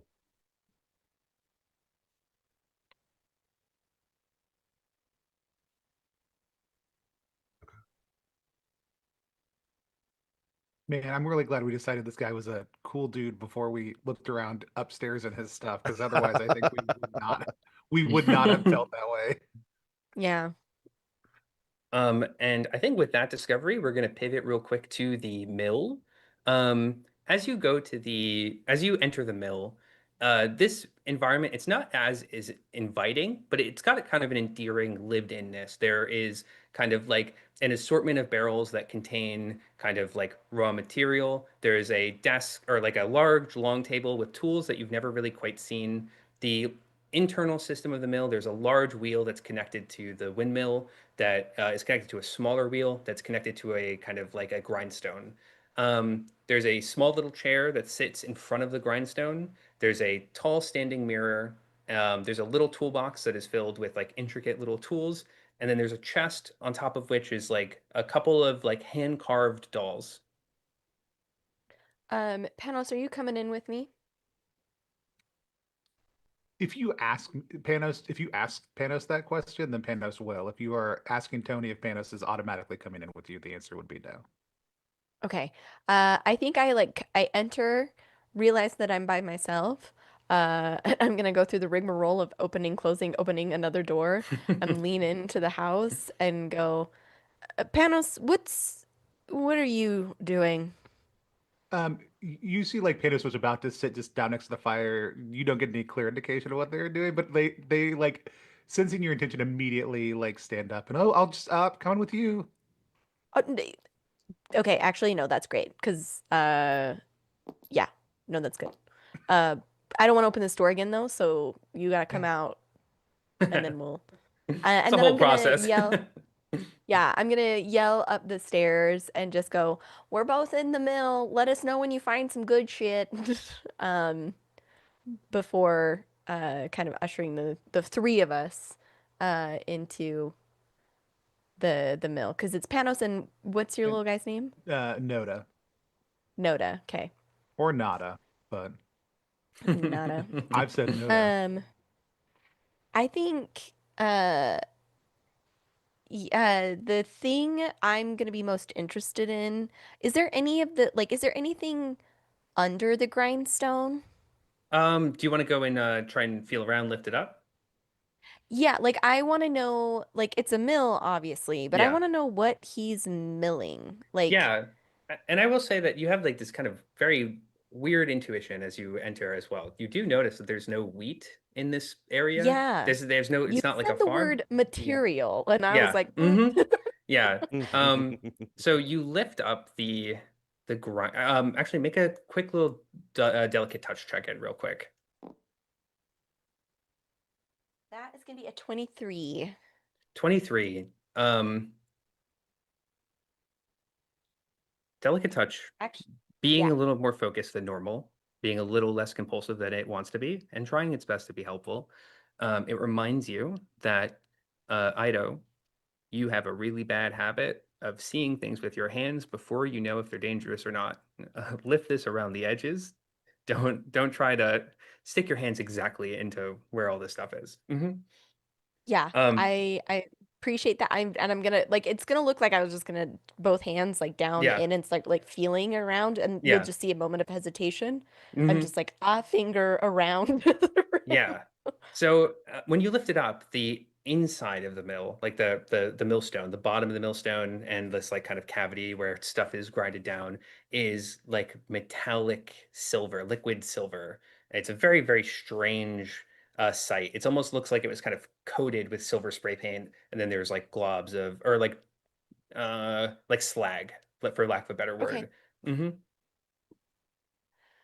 dumb question. Does the shine look anything like the coins that I found? Um, it- it's I'm gonna say no. It doesn't look Okay, it's that's very perfect. similar in composition as like material wise, but the coins that you have, they have like a very uh intentionally elegant whatever, and then what's in here kind of just feels like more formative, more like Okay. strange. Yeah. hmm Um, I mean, I'm not a scientist, so I'm gonna step away from the grindstone, and I'm very confused. Again, like Yeah. I don't know if Ido's ever heard of a silver or a metal mill, hmm or a silver mill. And I think I'm gonna like turn to Panos and just like ask, do people eat silver? Well, I mean, You're from here, right? s- you like there's a deep temptation for a moment that wells up inside of To tell a lie. no, to explain the thoughts that a lot of people have around the benefits of colloidal silver as part of a normal Mm, diet, but how mm, mm. really overexposure to that can cause a lot of other health. And then like she pulls all that back in. So not typically, no.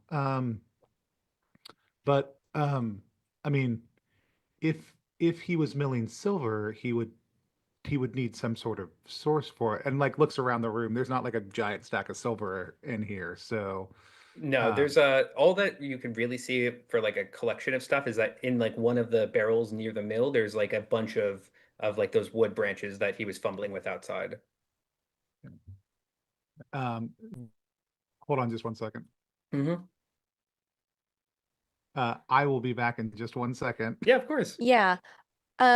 Ido, I think, is trying to like put two and two. So a series of things like ta ta ta ta ta in Ido's brain, right? Yeah. So if as I see those branches, um, that were brought in from outside, I'm gonna like hear the old seabird's voice of like, don't put the branches by the fire.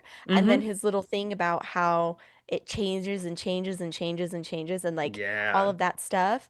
Um, I want to listen, and maybe you can help me pick which voice is the best, but I'm wondering if like it's the branches turn into like like into this metallic substance that's like explosive or like catches fire, like burns extra bright or Yeah. something like that. Like those are kind of the dots that I'm connecting, and I'm wondering if there's a voice that can kind of lend Yeah. uh So here's assistance to that theory. the voices that would be super fun for this would be deduction will help you put ideas together. If you have a bunch of disparate Uh-huh. ideas, you want to put them all together. Yeah. Unknowing and sixth sense are really, really good at dealing with stuff that you don't quite understand, but you feel like you have an intuition towards. They might contextualize things for you.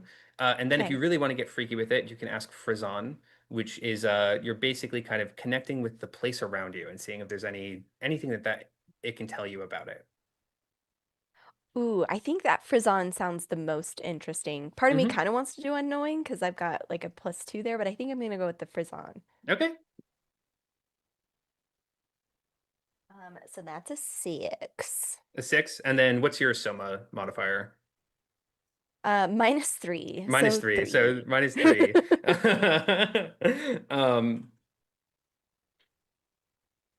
Frizon, so you're gonna feel a cold wind blow in through the slats, these like windows that are on the right side of the mill. A cold wind kind of blows through, and um, it says in a voice that's distinctly different from yours. It says quietly, softly, like it's trying to give you a bigger message, but it can't. It says the Silverwood, and then it whispers as the the wind picks up outside and dissipates this kinder wind, The kinder gust. Silverwood, right? That's what it said. Yeah.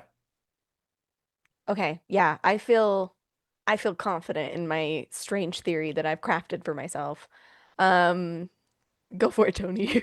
Am I correct in remembering that when we were helping bring the wood in, he instructed us to put it next to the mirror, which then we didn't do. We just went inside and had stew instead. Am I recalling correctly? He Yeah, said he to said, He not said put not it to put it next near to the the fire. fireplace. Yeah. Yeah. But I thought he had said put it near the put it near the mirror, which we ignored because we were just going inside for stew, I think. So, and Yeah. does that track positionally with yeah. like, okay. That tall mirror does seem like a weird thing to me also too. Oh, Like out of 100% all it the things does. in the weird besides dolls, which are always the weirdest things in the room. Yeah, I don't want to touch the creepy dolls. I was Yeah. going to leave that up to our investigator. Yeah, I do want to go over and kind of because like remembering that like as you go over by the and start looking at the wood and concocting your wonderful theory. I want to just kind of take in the mirror. It's a tall standing mirror, which just seems like a weird thing in the middle of a mill. Is there anything distinctive about it or unique? Um, so it's a tall standing mirror. Um, it's got a kind of it's kind of got like a slight curve to it. Um, if you kind of position yourself to sit in this chair, you'll notice that the standing mirror gives you the back view of whatever you'd be holding in your hands, like a very magnified version of the back view of whatever you'd be holding in your hands. Okay. Um, and where are and so we've got the barrels of wood near it, Mhm. and there's a chest and some dolls. Where are the dolls in a relationship to it? There's a right to the left. So like if you're standing in front of the grindstone, to your left is a little chest with dolls. To your right is a vertical barrel with wood and a toolbox, and then kind of like just in front of that, right before the stone part of the middle, there's the standing mirror. Okay. Do the dolls look like they are made out of the wood that is in the barrels? Um, yeah. Well, they kind of have the same like s- like a grayish bark look like of the stuff that's in the barrels. And then when I open the toolkit, Hmm. is this wood carving tools in here? Is this what I'm finding? Yeah. Make a delicate touch voice check. That is where's delicate? There we go. That is a 10. A 10. The delicate touch is going to say um, it's a combination of delicate wood tools, but also kind of what seems to be glass making tools. Okay. Um, I will pick up one of the creepy dolls. Hmm. I We pick we up one of the could we dolls. could just we could choose to not perceive them as creepy. I'm saying, what if we picked up one of the very cheerful, delightful, maybe? So I think even the most delightful doll has the problem of being in the uncanny valley. and Yeah, you're therefore right. triggering either delight or fear in all humanity. I mean, Yeah. that's really the issue with dolls. Um, Yeah. but yeah, Can you I can you make I want a to can you make an empathy check for me? absolutely. I would love to be. At least I think I want to be empathetic. Oh, I do. I that is a 24. 24. Empathy's gonna say, um, And what oh, y actually, just to make sure I'm reading the sheet correctly, yes. the number on the skill is already modified by the number on the stat. Yes. Yes. Cool. Yeah. And yes, that is correct. 24. Yeah. Empathy's gonna say, the the maker of this doll carved it with a lot of kindness. The woodworking is a little blunt and a little blocky. It's not like fully refined or sanded. It's got a lot of maker's marks, but all of them are very kind and very delicate. You can see the kind of notches a chisel would make from a shaking hand. And fixating on the realized features of this doll, you notice that it's a small little harpy. The wings were modeled with care. The face is has little indents of freckles and a kind of pretty crown of feathers and a broad nose. Okay. Um, and that is one of the dolls. Hmm. What does the other doll look like? It looks like all the dolls are trying to kind of make the same piece. Okay. Um, but there's just, or how many, and you said are there just, is there a whole assortment of them or is it just like a couple? It's like 4 or 5, yeah. Okay. And Um, various stages of finish or not finish. um, which one is the most crude? Well, Um, Which one just let me not starts ask that yelling question. It loud doesn't curse matter. words? You're going to tell me a number, and it doesn't make any sense. I'm going to take the most crude yeah, of the dolls, and Is it the I'm one? gonna. It's the one that's flipping him off. It's the one that, yeah, it's yeah. giving me the finger. The most crude one almost has like a pawn-like shape, just like a bare indication of where a head would be, and then just very rough chisels for like a feather pattern down the Okay. sides. Hmm. Um, I'm just gonna hold on to that one. Uh, I think I'm gonna pull a branch out and just start carving into the wood just to see kind of like how difficult is this wood to carve? Like how is it? And I'm not like I'm not great at carving, but like chopping things up for potions, working with plants, all that. Like I'm very good at all that stuff. So I just want to start with the wood. And I don't know what voice I'm trying to tap into here, but one that just gives me a sense of understanding of like looking at like this seems like a carving setup that would give you like both front and back look at what you're doing is maybe something to pass time while you are grinding also, right? Is Hmm. seems like and just kind of get a sense of actively how these tools work together. Maybe conceptualization. I don't know if that would be the right. Conceptualization is super great for that. Yeah, Okay. 100%. Hmm. Um, which I'm not good or bad at, so it's just that's a 17. 17, conceptualization. So first, from when it comes to senses, as you kind of tap into the bark with a knife, it's like gummy, slightly gummy. And if you keep pressing, that pressure eventually it gives and it sinks and it doesn't sink into something hard. It just kind of it bleeds a little bit of like this silver internal liquid. And then the conceptualization in front of you is a mill. The mill is the crudest instrument of everything here. It's used to take those branches and just turn them into something raw, not to carve them into a specific shape, but to just transform them into their most base form.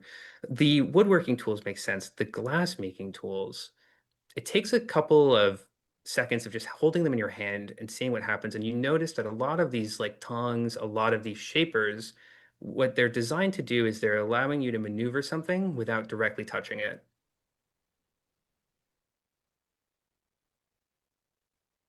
Cool. So don't touch the silver.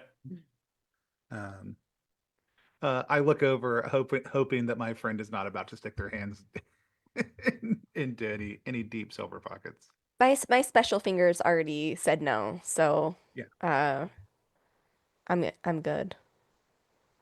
I think if you look over at Ido, she's kind of like brow furrowed, like looking around. Yeah. Um, were there lit torches or oil lamps in here? Yeah, there's lit oil lamps in here. There's also Okay. a lit chimney too. How close is that to the barrels of like, is it like a distance that if I looked, I would be like, oh, they are intentionally far away from there. It's at a distance with your current intuition that you would think that they would be insane having them so close to the barrels. Uh, Okay, yeah. okay. Yeah, my Like an oil painter keeping rags next to an open oven.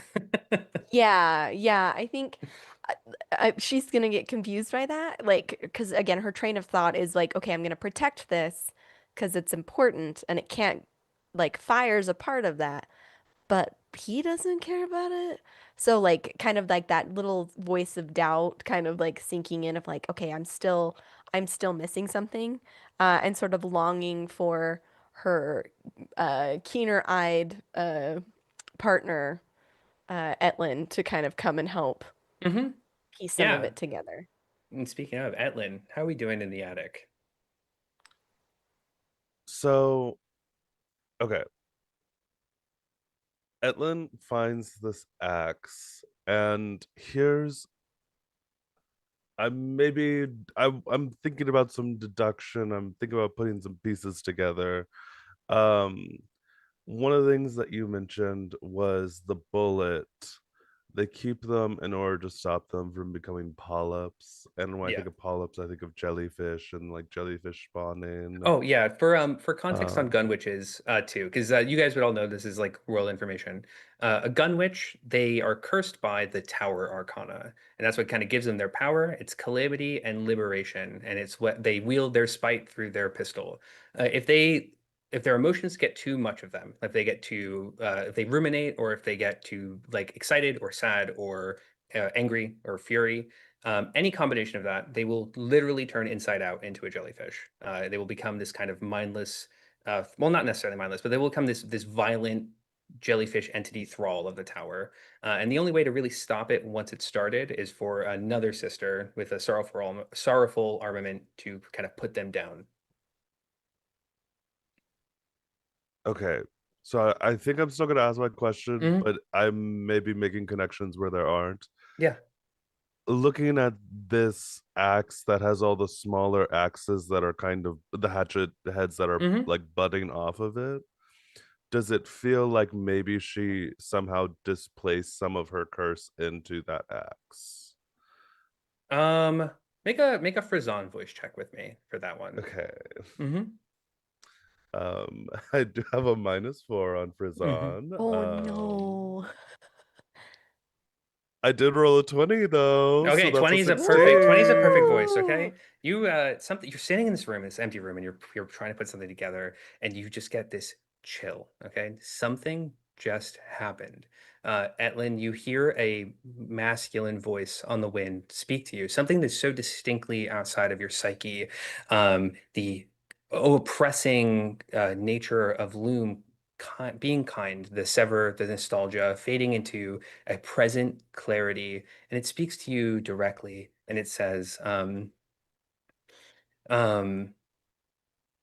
Etlin, my utmost rational mind, you are making a connection that is there, just different. Uh, it was not her putting a curse, she was not offloading a curse into this hatchet, making it splinter, but she did offload some of her curse into the owner of that hatchet, through gunpowder and spite. Oh, interesting. Okay, so I already okay. This is where the deduction comes in because I already okay. So the bullet being here, it's like a very important bullet that is was left behind, and it okay. She's gonna move back downstairs and looking around the cabin. Can I try to see if there's evidence of like a fight that happened here or like her leaving Ooh. in a hurry? Yeah, I say that when you're kind of like laser focused on this, the only thing that you do notice is that there's like those mud tracks, right? Now you're keen. You know Lily was here. And you look and you Mhm. see the kind of like sodden like almost bowed out boot print of the seabird, very identifiable. And then you see these very distinct heeled hard bottom shoes. They walk into the cabin and then they walk out through the mill door. Um, Um, I think she's gonna follow those footsteps and move through the narrow passageway into mhm. the mill. So as we open this door, Oh no. we're gonna draw an encounter. Oh, We have the Seven of Wands. The or sorry, Nine of Wands. The Nine of Wands. Wands, when it comes to encounters, we're usually going to be dealing with things that like to kind of affect the mind or deal with the arcane. There is a violent energy coming from the woods around you that deals in the chaos and fire of wands. Does anybody want to change fate on this encounter and make it rhyme more with your archetype? who's I gonna do would it? love to do it again. Hell yeah. Oh, perfect. This is actually so contextually Because perfect. she just had that Yeah. moment with Uh-huh. the 20. I think, yeah, we're gonna do it again. I Oh, love this it. is so great. This is so good. They couldn't have picked a more perfect time to change fate as an investigator. Okay, so real quick, can I gather everybody's tarot card in the middle? And then let me just check my sheet. We have ones. Okay. And that is three swords. Okay.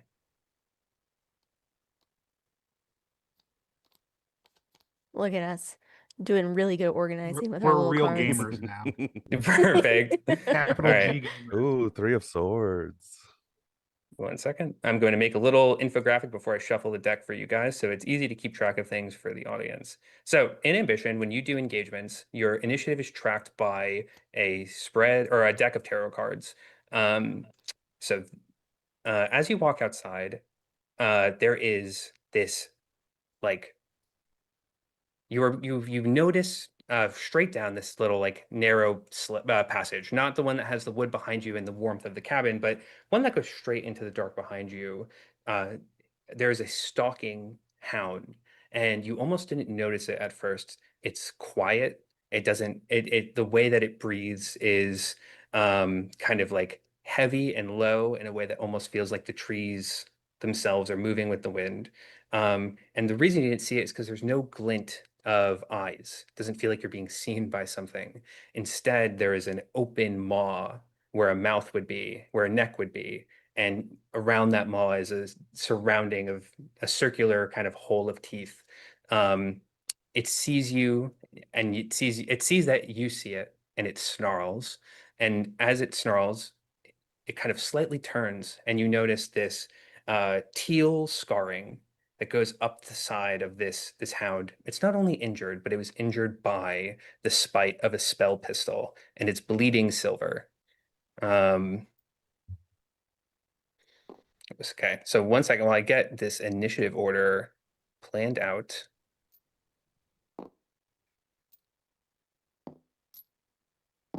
Um,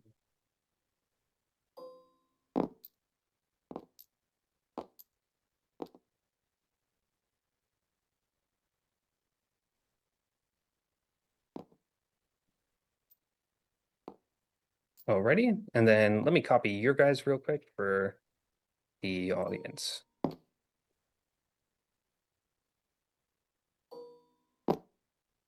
And Panos, where are you? There you are. We've done so good keeping track of ourselves on the VTT. Oh, hello. Fell a little out of whack. I actually don't need you guys. Wow. Wow. GM just railroading us through everything. Oh yeah, I don't 100%. even That's what I'm need here y'all to for. play this game.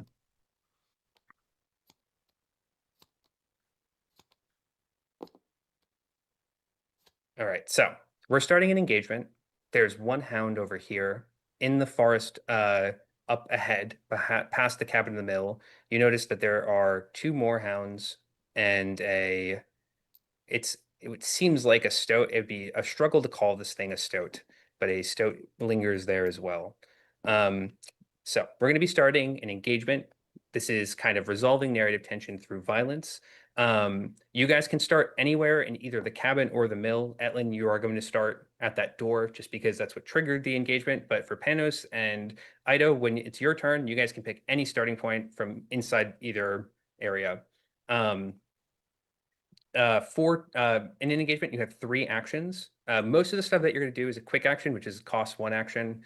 For casting spells, that's going to be a minor action for Panos. And then also you can command your familiar, which is spending 1 action to give Noda 2 actions. For movement and ambition, you get 1 free use, no action, as a free action use of your full movement, and then you can stride. Every stride reduces it a little bit. So you get free movement. If you have 6 movement, it's 6. Their first stride is 6, your second stride is 3, your last stride is 2. And then for the initiative as well, we have this tarot deck.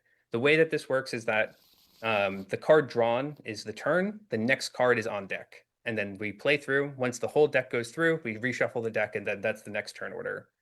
Cool. Awesome. If you guys have any questions before we jump in? What do all my spells do?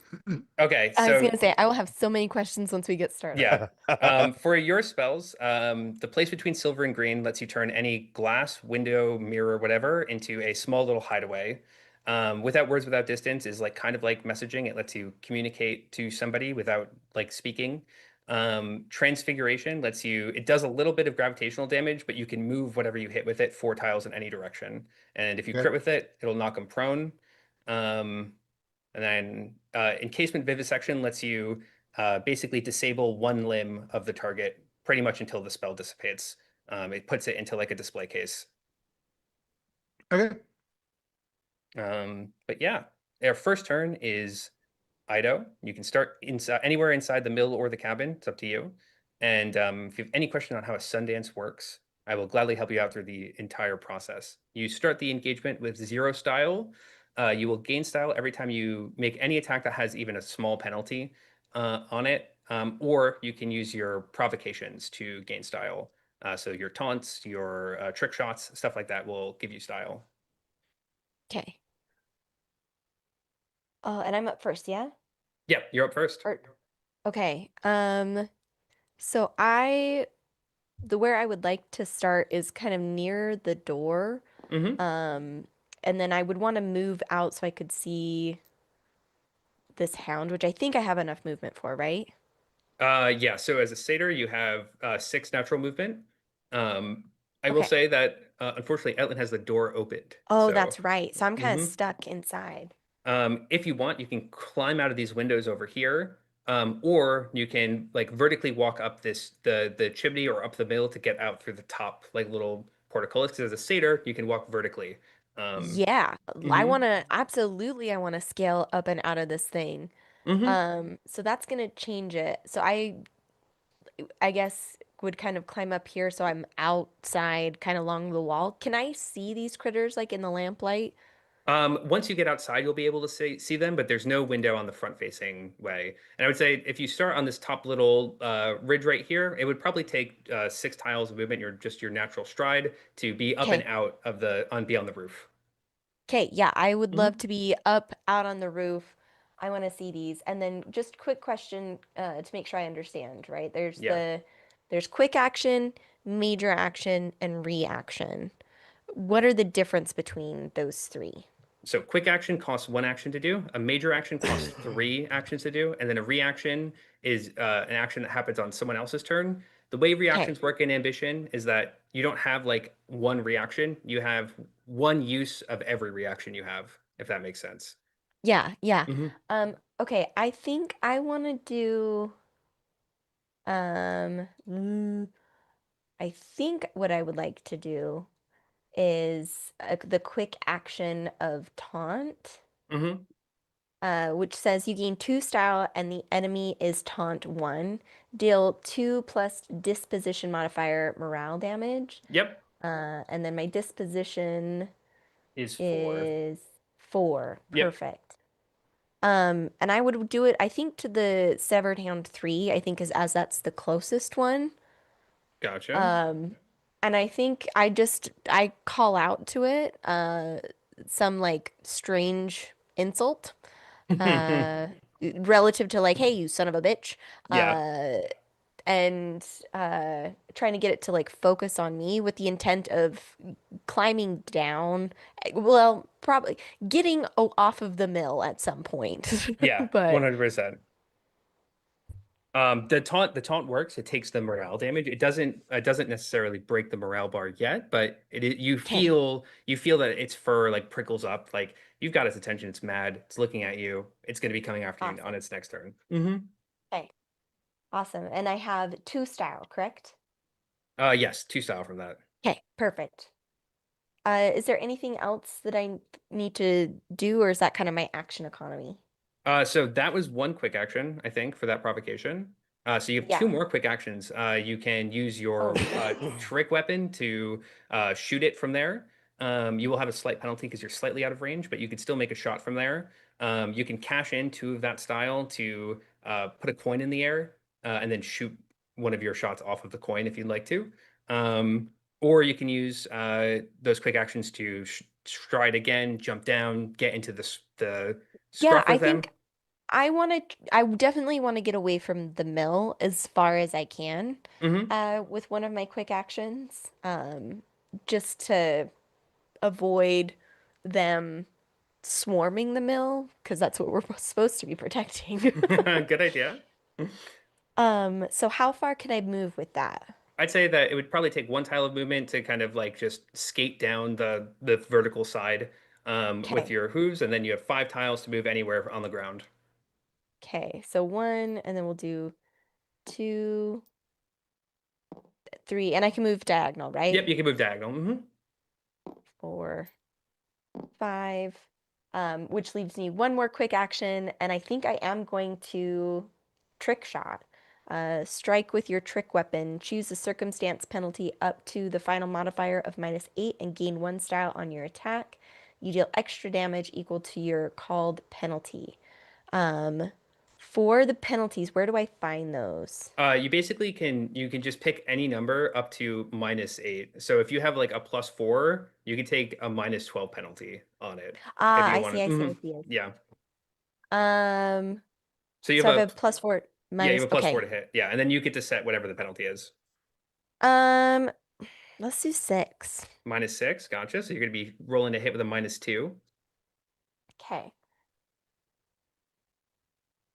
Okay, so I rolled a 15. I got a 13 if I -2. 13, that's going to hit it. So you're going to Awesome. roll your Witch Wolf ranged form damage. Awesome. So it's a And D10 plus 4.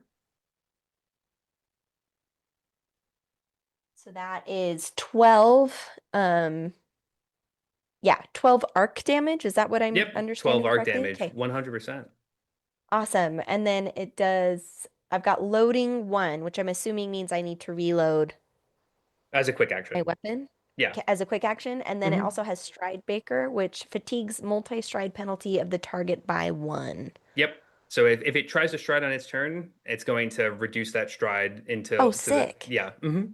I just Um, ruined that Hound's Day, guys. I You think I did. did pretty That good. did a lot of damage. Your gun sounds like a lightning strike, and it just cracks through the otherwise comfortable silent that has been set it on, and or the mill in the cabin has kind of settled with, and the kind of like the static in the air of the kinetic potential of your weapons and style just fries the half of that hound, and where it's burned, it starts to kind of like scar or scab silver. Oh, that's Very, so very sick. injured. Yeah, but still Okay, standing. awesome. Yeah, that's gonna be me, I think. That is. Etlin, it's your turn. Okay, so Etlin will begin her turn by doing free movement up to this guy. Hmm. Um, and she's going to quick action, predictive observation. It has a -4 to hit me, and it Yep. also lets me use my precognitive tactics. Yeah. Um, I'm gonna try and hit this thing. I think she has the axe in her hand still because she Yeah. was going to go show it to them, so she's gonna use the axe. Oh, hell Um, yeah. Oh yeah. That's a 17 to hit. 17 is going to hit. Cool. Is that with the +4 modifier? That's with the +4. Okay, gotcha. And she's going to use her behavior vulnerability as a free action.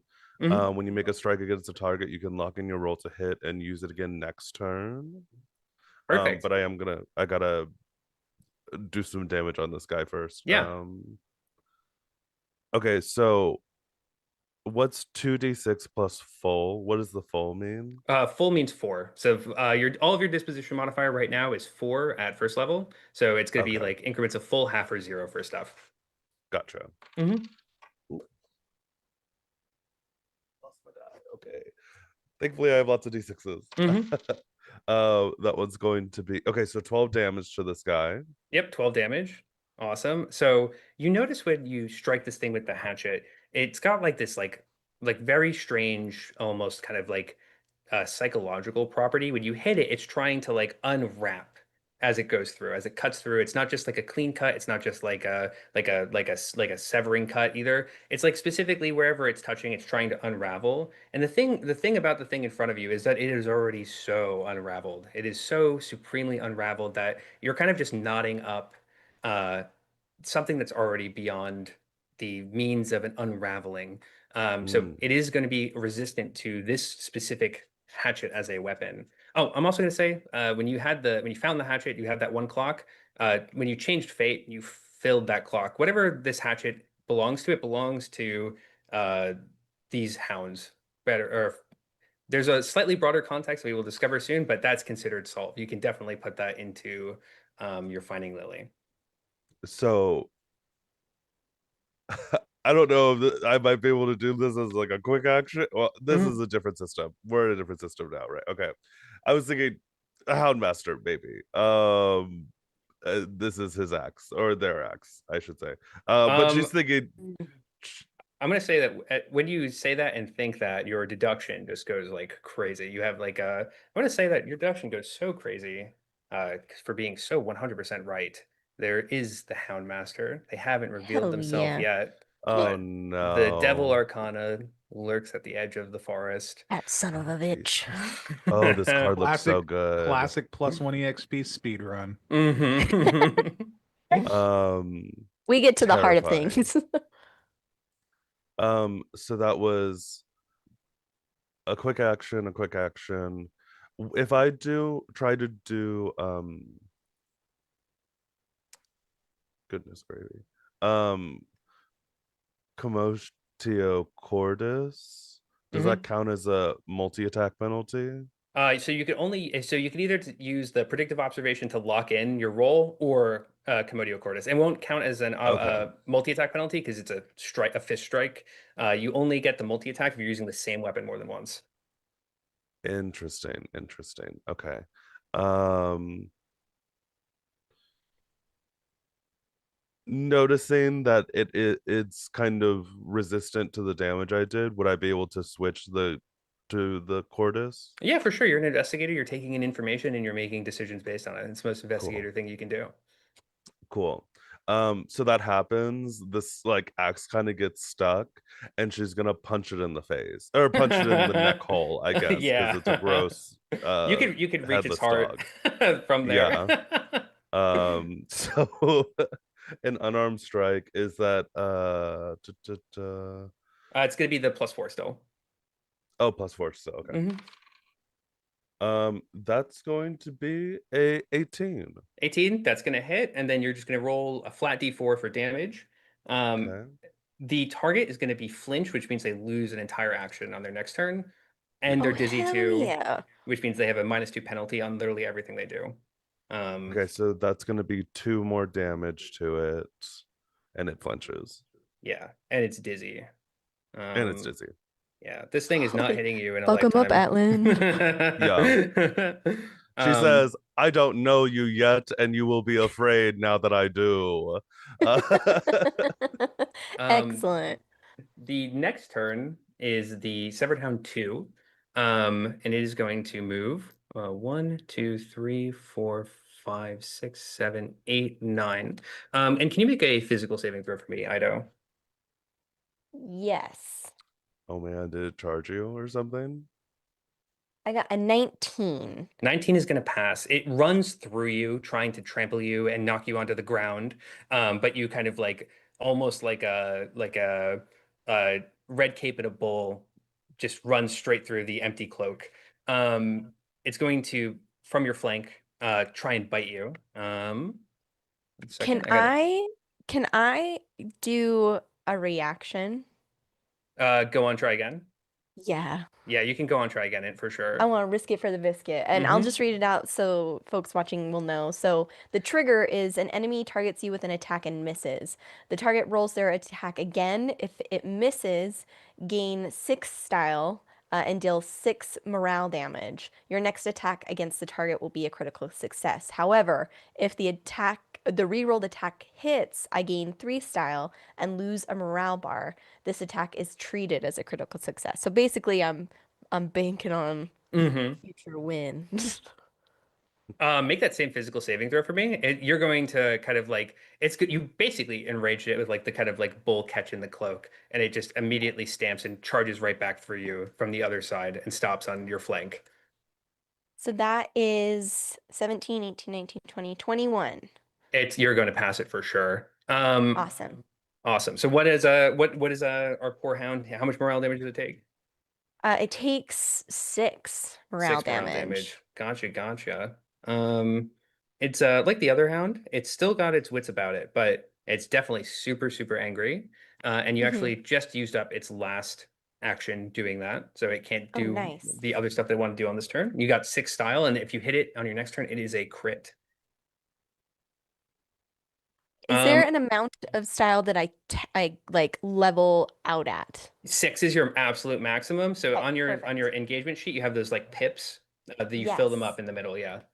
perfect. Hmm. The next one is going to be the Stoat's turn. Um, where did I put my Stoat one?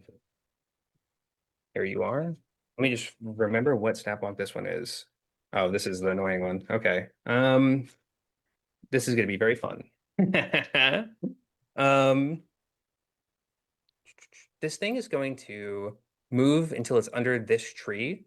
And uh, you're going to catch the kind of gleam of this thing's eye, and you notice that it's looking at you like about a dozen times. It has 3 eyes on the front of its face, and its tail is just covered in these eyes, and it is like a sickeningly dizzying feeling. It overwhelms your elusive and all of the voices that kind of make you want to feel unseen.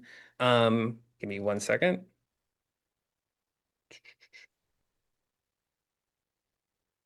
Does an 18 hit? Um, an 18 does with my AC at 15. Gotcha, gotcha. You are going to take 3 drowning damage on feeling it, and you're going to be dizzy 1. So dizzy is a status effect. It's going to make you have a -1 on any roll that you would add your disposition modifier to until it goes away. And you can try and remove a stack of dizzy on your turn with a quick action where you have to Okay. beat a DC of 12. It's also going to do the same thing again. Okay, yeah. This one is a 16 -1, 15. Does that hit? My AC is 15. 15 meets is going to beat. So you're dizzy Okay. 2, 3 more drowning Okay. damage. And this last one is going to be a miss. Okay. So on your next turn, pretty much anytime you are adding your disposition modifier, you're only going to be adding 2. You have a Okay. -2 until you clear those dizzy stacks. Got it. Panos, your turn. You can start anywhere you want in the cabin. I mean, I would think I was narratively in as much as it would be better to start in the cabin, but eventually was narratively in the mill, so I'm going to stick with Oh, you that. could stay. You could start in the middle or the cabin, either I or. know. It's yeah. But Hmm. here is the most important question Yeah. that we will ever ask Arthur, and is did you close the door behind you? Arthur? I didn't say that I did, but I don't think he would have left it Great. open. I opened as long as I heard that open close noise. We'll go out the Sure. door. I love the Three Stooges bit that we've got with the doors. That's great. Totally. Yeah, so I will start and I will know that go out. But I am also I'm weirdly maybe gonna send so I want to command familiar, right? This is an action, a quick action, right? Yeah, And then they can move and do two things, is that correct? exactly. You get your free full movement, and they can do two things. Casting a spell would be the one thing they can do as the two actions if Right. you wanted to cast a spell. I'm gonna have them start out, over here. Like I Hmm. will be slightly separate from each other. And I'm gonna have them move. You said there's windows over in this area? Right here, this whole wall is like a kind of factory windows. They open from the bottom. Cool. I'm gonna have Noda go out a window. Yeah, Uh, they just hop out. they're tiny. Hmm. Uh, so oh man, I can't. I gotta to zoom in. All right. So then their speed is me moving around because I'm not in my normal setup. I've got a let's see, I've got a 9, a 5, and an 11 next to their name. Nine's inside a heart, so I'm gonna guess that's heart. The five sounds like their speed. Five sounds like their speed. All right, Yeah. so one, two, all right, three, four. So they're gonna get to the edge right here, Yep. essentially. That's great. And I'm gonna start over by the door, and I'm gonna open the door and go outside. And my speed is 6. One, two, three, four, 5, 6, which puts me right here. I think actually right there. Um, cool. I am. Let's see. We've got a severed hound, and a severed stoat. The one that had the bullet across it, was that the one over here that Arthur Yeah, is that one right pointing? over there. Yeah, Hmm. the fancy one. All right. I mean, I don't, I it makes me sad to hurt these things, but that kind of seems like where we're at. Um, uh, I think, yeah, I do think there's a sense of hesitancy in Panos as they kind of like look at what's happening in front of them. Uh, the um, I think we are gonna go ahead and cast encasement. Wait, which one just this one charged in and double charged? Severed Hound Yeah. too, Yeah. correct? Hmm. Let's Transfiguration moves and does minor gravity damage, is that correct? Yep. You can move them Let's 4 tiles in any direction. so let's try that on Severed Hound too, just because it's a funny bit that Sounds they good. had rushed in. Do I roll for that as a Yep. cantrip? It's a roll D20 plus 4 Okay. against their AC. All right. That is gonna be 17. 17, that's going to hit, and then you do 1d4 gravitational damage, and you can move them 4 tiles in any direction. Cool. If you move them into a solid object, they will get stuck. They will get stuck. Yeah. That's horrific. Awesome. One. Oh, wait, hold on. They're right here. Yeah. One, two, three, and then into the wall, I guess. Yeah, Uh, 100%. You can put them in the corner of that wall. yeah, they take Hell yeah.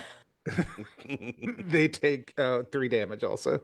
3 damage. Awesome. So that gravitational damage, it has that same kind of bouncing off of their kind of like unraveling self. It's something that there's no kind of compression or ripping apart of this on that level that is going to harm them. So it's going to take, what is it? It's round up, I think. 2 damage. It's going to take 2 damage. Okay, Um, and it is going to be stuck into that wall until it can break out of it. cool. Love it.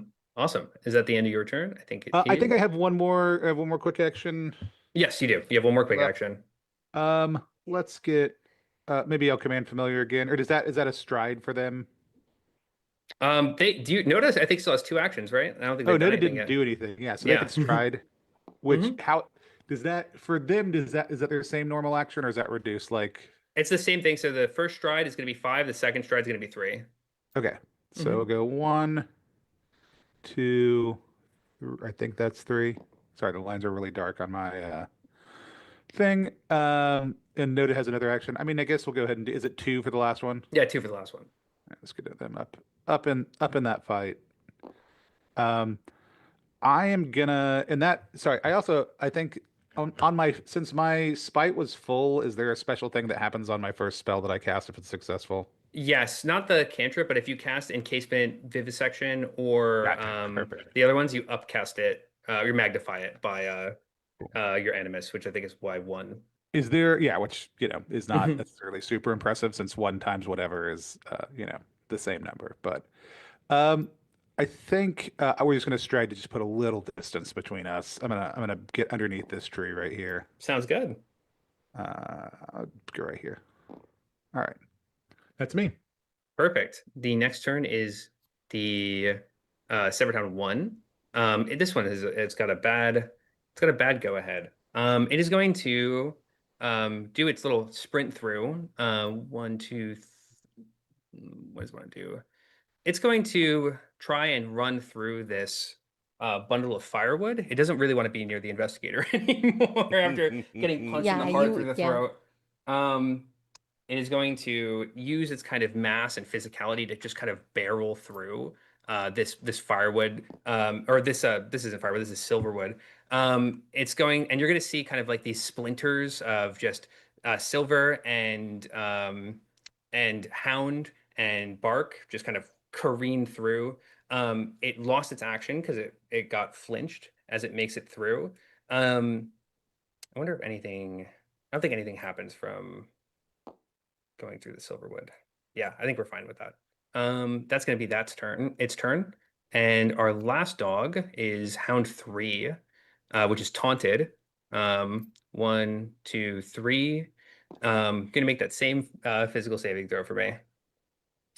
Um, would I be able 18. to take an attack of opportunity as a reaction? Yes, you can take it out, attack of opportunity as a reaction. Okay.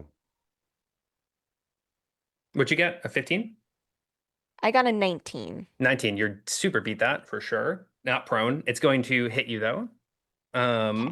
Try to hit you at least. Yeah. And it got an 18 plus 4, 22.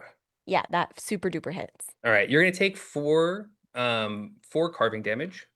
And it's going to kind of pick you up and it's gonna start moving you. Which way does it want to move you? It's gonna move you down towards the dogs closer to Panos by 1 tile. Okay. And that's gonna be the end of that one's turn. And we're back at the top of the turn order after we do the investigator opportunity attack. So that was a 22 to hit for 8 damage with my epee. 8 damage Yeah. on that is Hound 1. 8 damage. That was a very, very clean hit. It is kind of wounded and limping as it tries to run away, and it just part of that is it shoulder checks the wood in front of it and scrambles.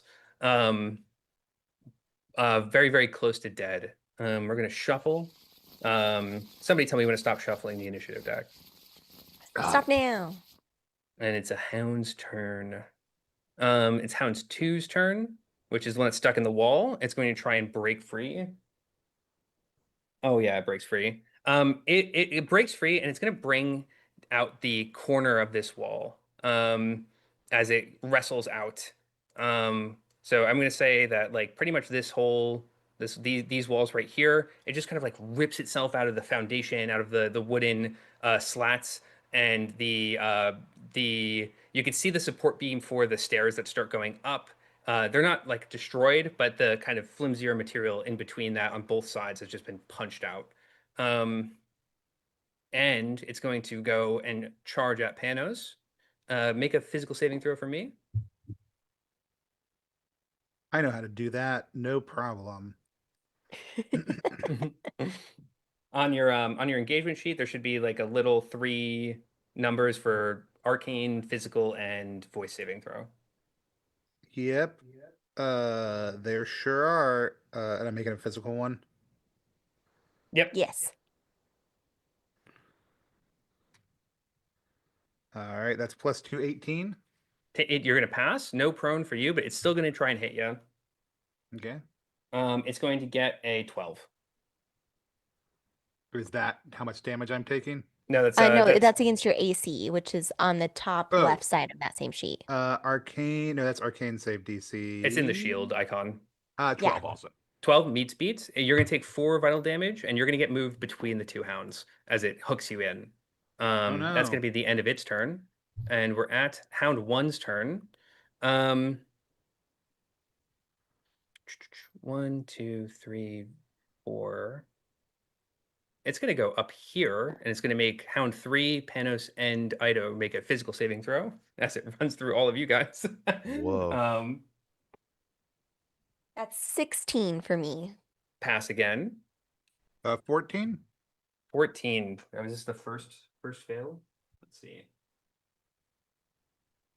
14 is the first fail. Panos, you're going to be knocked prone. Okay. And then it is going to. Oh, it can't even hit you from where it is. It's going to attack Ido because Ido's the only available target for it. Quick question on the Yeah. reactions, are they like per round or is it like one and done? It's per round. So since we reshuffle the deck, you can Okay. take another reaction. Mm-hmm. Okay. I don't think that this reaction helps because it had to have missed. It had to have missed. Yeah. Yeah. So I think we're good. Yep. And this got a not natural 20 on the hit. Yeah. That's Um, for sure. and that's 4 vital. And it's not going to move you at all. It thinks you're in a perfect spot. Okay. Oh, this is such an unlucky turn. We got stacked of the enemy turns. I know. Mm-hmm. Um, 1 second.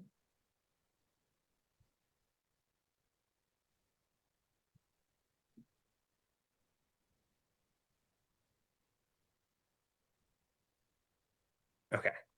This thing is going to stay back here, and it's going to start pelting Panos with that same eye-like dizziness. The first roll is going to miss. The second one is a critical failure, and the third one is we got 2, 1, 2. Horrible, horrible turn for that That's because thing. I'm not even looking That's that yeah. one. Uh-huh. Panos, it's your turn. So you're prone. You got to spend a quick action to hop on up. So I theoretically I do. Yeah. But practically I also don't if I want to stay. Is there any disadvantage to staying prone when they attack me?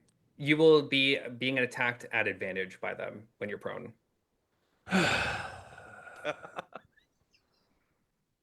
I've got quick actions. Decisions. I've got 3 things I can do before I make that, or 2 things I can do before I make that choice. Um, so Noda is here's an important question. Mm-hmm. I can move things using that spell into a solid object. Yes. Are they solid objects? You will kind of like you will force them to get knocked out of the spot, and you'll force whatever you're throwing it onto to take the damage that the first one takes. So is So that you were doubling? trying to. Yeah, Is so that like if you did 4 gravitational damage on the roll, when it hits it, it'll the creature in that space will take 4 gravitational damage as well. okay? So Hmm. you designed a good game, and I can't immediately be You like I can't stick these 2 smush dogs critters inside each together. other. Yeah, You can't make a Cerberus of sorts. yeah. That was my There plan the whole time. Except there's there's no a heads. There's another cool mechanic that some later level spells that play with this concept do, where it condenses a space, which is so like this is one space, right? And if you Yeah. condense it, you turn this one space and make this, or not this, 1 second. You make all of this treated as one space. So only one thing can occupy it. So it'd be like 1, 2, Hell yeah. 3, 4, or 4, or 4. It's a very weird thing that happens when we start condensing spaces, but That's there's a lot fun. of spells like I love it. that. Let's level up right now. Noda can use my spells also. So Yep. we're gonna command familiar. And Noda is gonna let's see. I'm assuming trees are solid items, Yeah, for correct? sure. Hmm. All right, cool. We're gonna just get some, and remind me which numbers we already know are hurt. Like Um, I attacked Severed Hound 1, I 1 believe. and 3 are very hurt. 2, Okay, it's doing pretty good. cool. So we're gonna take Hound 1. Oh, we're gonna attack Hound 1 with Noda is gonna do it, and also gonna move a little bit. 1, 2. 3, and is also going to cast. Let's do it on Severed Hound 1. Cast uh, Transfiguration. Um, and I roll and add my thing. Roll, roll, roll. That's an 18. 18, that's gonna hit. 1, 2, 3. I don't know. I don't know where the trunk of this Yeah, tree is. whichever one in the trunk of that guy. Yeah. Yeah. Mm-hmm. And then a D4. That's a 4. That's gonna kill it. Hell yeah. Yeah. And is casting a spell still a quick action when Noda does it? It's Or a what? it's a, a minor action, which is 2. So it'll take up So, both the Noda's actions to cast. cool. So I can do it again with Noda. You can only do Noda gets 2 actions. When you cast a spell, it will use both of those actions. It uses both of those actions. Cool. Yeah. But that was only commanding Noda is only one of my 3 Yeah. things I could do in a turn. Yeah. Cool. So you Um, still need to stand up. I do still need to stand up. For Maybe I'll something, Tony. Stand for do that something. now. Okay, I'll stand up. Okay. Poo poo poo poo. Um, and then we will cast. I will cast Transfiguration on Severed Hound. Yeah. Roll the things, Tony. Roll that beautiful. That's gonna be 17, 17 is gonna hit. and that is 2 damage. 2 damage. 2 damage is also going to kill the other injured one. Well, I'm gonna stick this one in a tree, even though it's dead already. Also, Yeah, too. we've got the hound effigies in the wood where they belong, just bleeding silver. Um, awesome, Ido. I think that is your turn. Okay. I have so many questions. Yeah. So I have 2 disposition, which means my to hit goes from +4 to +2, right? Because of my 2 Yes, stacks of because you're dizzy. dizzy. Yeah.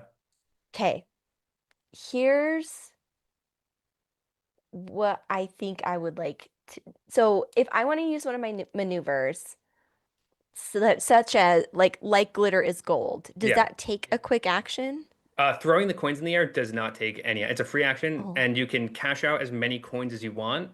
okay. So they will do additional damage, but the fixed effects stay the same. So a platinum coin, you get Okay. to add your delicate touch to hit and your triple S to damage, and then a gold Okay. coin is just delicate touch to hit, no extra damage, and then everything below it goes up in dice increments for damage.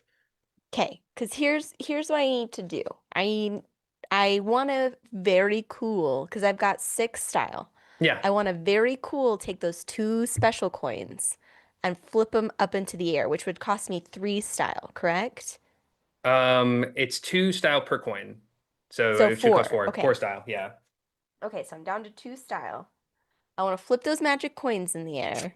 I want to use one of my quick actions to load my pistol, um, which means I still have 2 left. I want to try just shooting this anyways, and because now I have 2 style left, I have a +1 to my strike damage, right? That's Yeah. damage, not to hit, +1 right? to damage. Okay. Yeah. Okay. So I want to try and hit. Um, I want to do the stoat because that guy fucked me up, and he is within 12 squares of me. Okay, so using the mercurial coins is going to do something very fun. For Yeah, one, that's what I was hoping for. you're going to add your destiny to hit alongside your delicate touch to hit, and you're going to deal your triple S additionally as damage. You're going to flip 2 coins for me. Call a side. If you call the right side on either coin, you get to keep that coin. So if you call heads and call 2 heads, you will, or if you and roll get 2 heads, you will keep both coins. If you get heads and tails, you will keep 1 coin. Okay, so I repeat that for me again. If So I call basically, heads, what if you flip 2 coins, if you call the side they land on, you keep the coin. It won't okay, be destroyed by this, basically. and I'm flipping 2 coins, right? Yeah, you threw both coins in the air, right? Yep. Okay, yeah. Okay, so I'm gonna call tails. Wait, but But say, don't you know a certain thing about this coin, or is this a real life mechanic? Real life mechanic. You're flipping a real coin. Okay, so it Yeah, doesn't matter I if the I coin don't have a real hasn't coin on always me. lands I on am head using mechanic. the Google coin thing, and I did get tails for the first one. Um, Let me get a little snip of this bad boy. Bloop. Very honorable. Listen, I know that these things are crazy. And then I'm going to flip again, and I think I'm going to call tails again. Flip again. And it was heads, so I Okay, lose. we I'm a lost one lose of those head. coins. All Yeah. right. So roll the hit and we'll see what this does. Okay. Okay, so I got a 10, but I'm adding my delicate touch, And which your destiny which modifier. would make it a 7, but my destiny is there's nothing in destiny, so I get -3 fate, right? Oh, it won't take a minus. It will only do it if it's a positive. So just a Okay. delicate touch, So which is a 7. 17. 17 is going to hit Yes. the coin with an AC of 15. So you're going to Okay. roll your weapon damage from your gun and then 2d12 Oh, um, hell yeah. on that for each coin. And then these coins are a little special. They convert the damage to pain damage. Pain damage is a very, very scary damage type in Ambition, as no things can possibly resist it or be immune to it, and everything is automatically vulnerable to it. So you will be dealing double damage from this shot. It is Holy shiz. pure pain. Okay. So I got 22, but I get to add +1 to that because I still have 2 style, Yep. right? So Exactly. 23. And then you get to add your triple S to it as well. Where do I find that? It's in agility, 20-year agility voices. Okay, perfect. Let me flip to the right one. Da-da-da. I don't have anything in triple S, so would it be the 4 agility I or mean, the 4 nothing? agility, yeah. Okay, so 4. So what was that? I said it was 10, 5, and 7, which was 22, 23, so 27. 27. Which will be 54 damage. This thing is Holy annihilated. shit. Yeah. It just you hit it with like just like lightning came out of your barrel and like the actual just what hit that was like pain, the most fundamental pain that anything could feel, and it just it dies instantly. No like blood, no anything. It just was living 1 second and it is dead the next second. Yeah, to be fair, I'm pretty fucked up right now. Yeah. Um, okay. So that was my 2. I have 1 quick action left. Is there anything I can do to try and like help my heal myself in any way, or am I kind of just it's what it's? I think one of the character sheets has sutures, but I think it's dry. Okay, So you don't perfect. have any self-healing. But if you Okay. look around the mill, you will find a healing item or two. Okay, that's totally Mhm. fine. I still have 1 coin in the air. I want to use that to try and hit Severed Town 2, I guess. Oh, you have both coins in the air. They don't leave. You can Oh, keep oh, bouncing off of awesome. them. Yeah. Hell yeah. Oh, it was just to see if I hit with the 2 Yeah. coin flips, correct? Yeah, Okay. exactly. Basically, Okay, so if you can recover them oh, after but this. I would need to load again. So actually what I'm gonna do is I want to get rid of one of those dizzy. If you want to do something advanced in Ambition, there's a free action called a Gambit, and what it does, it makes you take a full morale bar damage at the end of your turn, but you get 2 more actions to use on your turn. Ooh, yeah, let's do it. Yeah, so you can Gambit, load, and fire, and blow that thing up. Yeah, I will. I absolutely want to do that. Mm-hmm. So, I gotta flip my coins, right? I'm gonna call, I'm gonna do heads for the first one, and I got heads. And then Oh, I'm gonna do, you don't have to flip your coins. That's just to see if you keep them after this. You're already keeping them. You just oh, got to roll the oh, hit for this one. perfect. Yeah. Oh, hell yeah. Okay. So that's 18. And do I add my disposition or I'm doing my delicate touch and everything again? Everything again, and if you get over 25, it's Okay. a crit. Well, I think you automatically crit this thing because of the go on try again that you had. So, Oh, um, perfect. Yeah. And it's it's gonna be over 25 regardless. Yeah.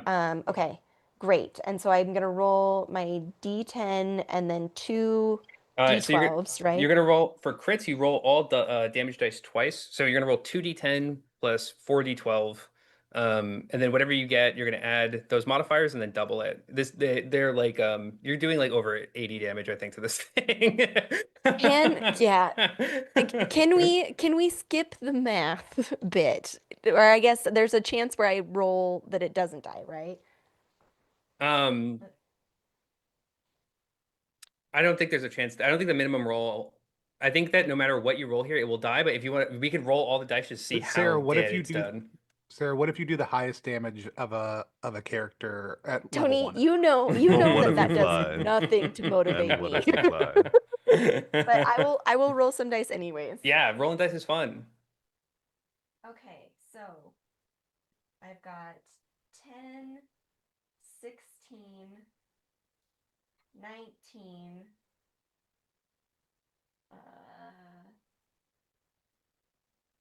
let's roll this one again. By 4. Plus 11, so that's 19 plus 11 is 30. I'm not 30, crazy. So 36 plus 9 is a number 45. that exists. 45. Thank you. Yeah. And then Plus my 1 from my style, so 46 plus 4. plus another plus 4. Yeah, so Oh my gosh, I think we're at 50. 100 damage exactly on Yeah. this guy. Yeah. Yeah.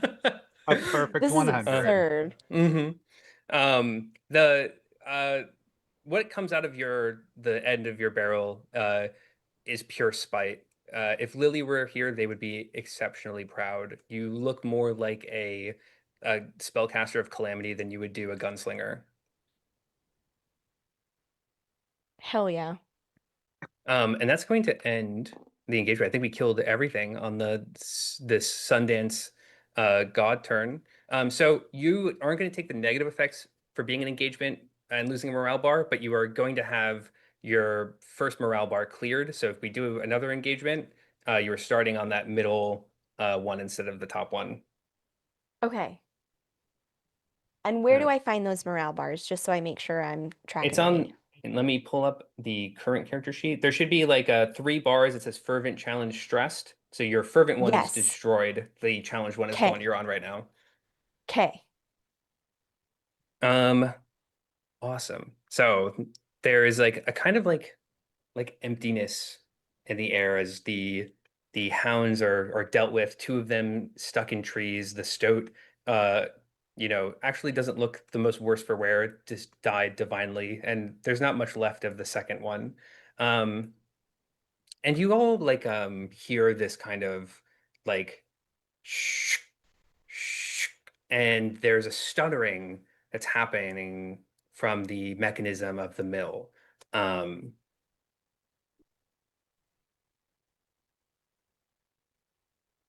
Oh, and everyone can have their cards back. Let me get you guys those.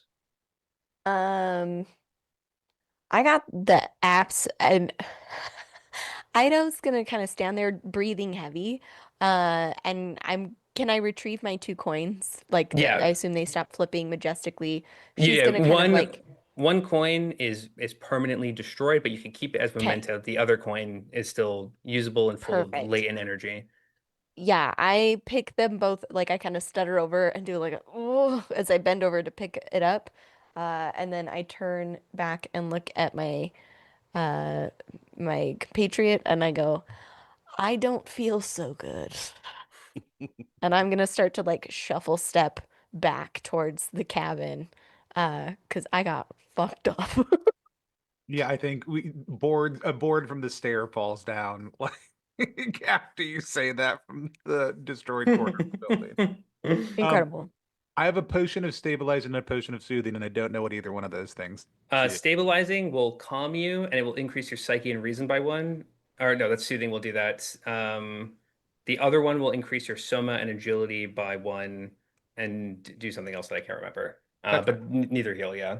Neither one are going to heal somebody. Cool. hmm I'm gonna go in Um, and try to eat that tasty stew to fill the hole yeah. in my side. If you go inside, you can kind of the stew it's warm. It's definitely filling the hole, but it's not filling your wounds. If you Yeah, want, you that's totally can, fine. Not filling that hole. yeah. You're more than welcome to kind of scrounge around for to see if Enoch hit any sutures anywhere. Yeah, Mhm. I'm Um, absolutely doing that. I'm helping myself. yeah, you pull up every crate, everything, and you find like a one moth-eaten suture. Like it's got like it's a little dingy.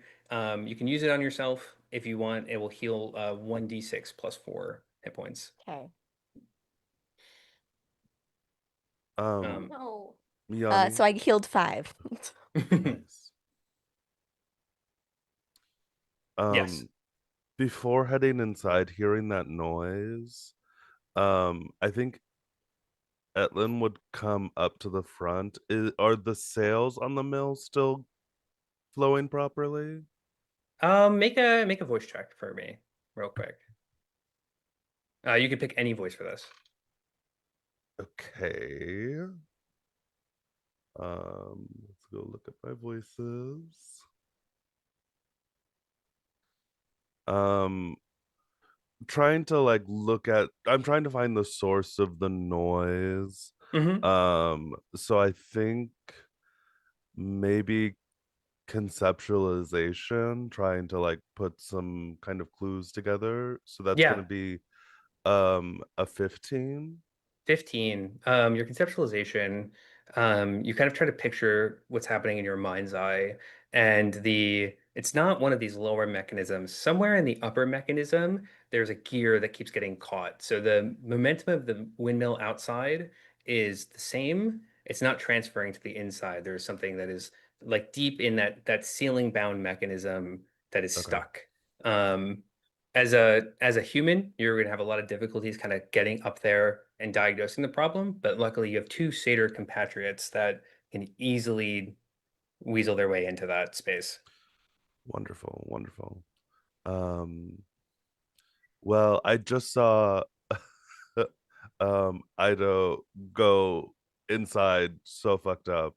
So I think Etlin will say, um, Panos, would I be able to have your help in the mill with something?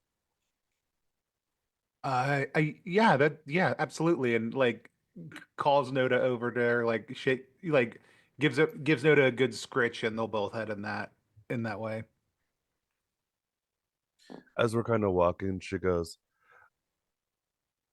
I seem to be coming to a bit of a problem where the keeper was very kind, very welcoming, but also for some reason he knew that the mill was going to be attacked. Um, yeah, that seems pretty spot on. Um, it just, I don't know, it seems odd. And I found some things up in the attic that and also looking at one of the hounds, which was hurt by presumably Lily's gun. I think that she left in a hurry. So we should probably keep on light feet when it's time to go. Okay. Yeah. Mhm.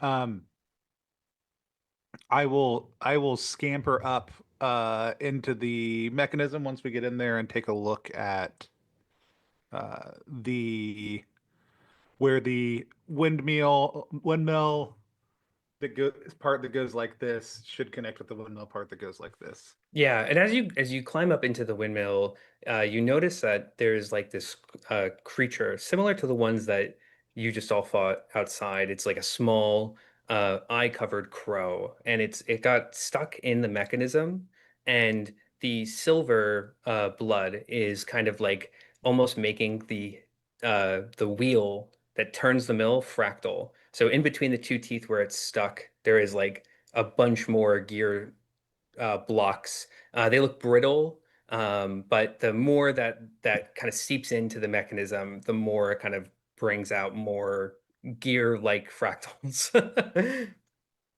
So it's clogged with extra gear bits right Yeah, now. Is that right now. Yeah. You need to get it to the ideal number of gear bits. yeah? Um, what is this wood? Yeah, wood. And I'm guessing the wood is firm and not like the silver. Yeah, it's like real wood, but the new wood that's the fractal ones are soft and brittle. It's almost like balsa wood, where if you push Cool. your finger into it, it'll dent. Yeah. I mean that makes it should be easy to carve out the extra fractals, Hmm. um, which I will take the time to do. Um, is the bird still there? Yeah. How do you want to get the bird out? Is it alive? No, it's dead. Cool. I mean, I'll go back down and get the wood and glass working tools from down at the Oh, hell base yeah. and come back Hmm. up and I didn't uh want to meta, but I was like, don't touch that shit with your hands. and grab them and yeah, and I will carve it out, but I'm gonna imagine now things will move properly once that's done, but it's incomplete in its toothing, so it won't work correctly still. Is that accurate? Yeah, you might need someone to kind of help you relieve the pressure that the mill is putting on the gears to like go in and not get crushed by them while you go up in there. Okay. I mean, um if I sit so because it is windy outside also, right? Yeah. So Yeah.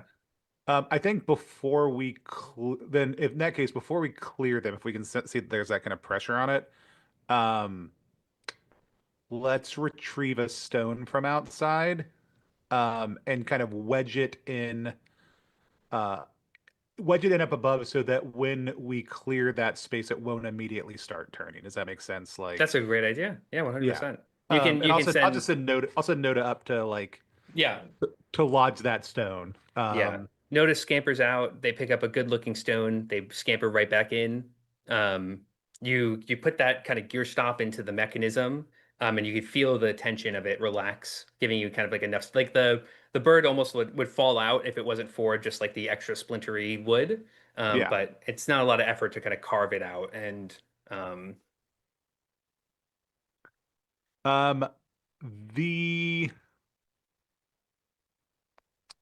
um, while I'm remove so yeah, we do all that while I'm removing the bird bits. Um, and we have time to kind of look at these things. Can you describe them to me again? which part again?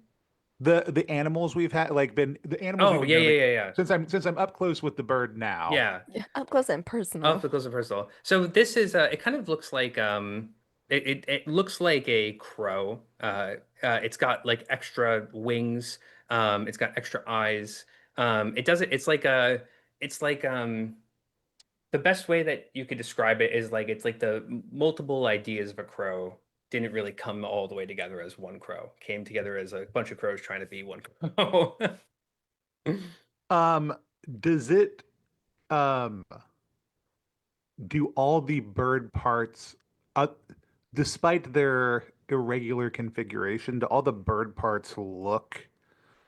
I should use a voice. Hold on. Hmm. My what I'm trying to figure out is if this thing is hewn uh from wood, right? Oh, like Yeah. it was Like if this thing is carved. this thing is a created being. Mm. Player wise, that feels like is probably what's happening, given other things. But let's look at the voices and what they might tell us. This feels reasony, the way I'm looking at it. Um, You could make a deduction check would probably connect the dots here. Or if you wanted to get really esoteric, stuff like unknowing is really good at kind of figuring out the yeah, I think strangeness. that is probably more Panos's vibe. Hmm. Like they are smart, but that is like looking at this from a hey, how does this, how does this feel as a supernatural or magical reality feels a little bit more accurate. You said Sixth Sense or Six Unknowing. X nuns are unknowing. Both work. They'll get you slightly different answers, but so Sixth Sense is kind of like vibes based. It's like you're pulling information you're not quite sure where it's from. Unknowing is like an ultimate beginner's luck. It's really good at approaching situations without any context at all. Just very. And what does collective unconsciousness do? Just out of curiosity. Collective unconscious is very like zeitgeist. It's like what is the culture, the society feeling about this thing in That front of doesn't me? feel right. Composure is certainly not right. And then this is the one I've been staring at all session Hmm and don't know what it does. All night movie. All Night Movie is probably Ambition's weirdest voice. I adore it. The way All Night Movie works is that you've dreamt of the situation in front of you before, but something's different, and the thing that's different is the important part. Can we do I that? love that. Yeah, we could do All Night Movie for sure. Yeah. That feels that's all I've ever wanted a character to be able to do in a game. Yeah. All right. Let's hit it. Dice time.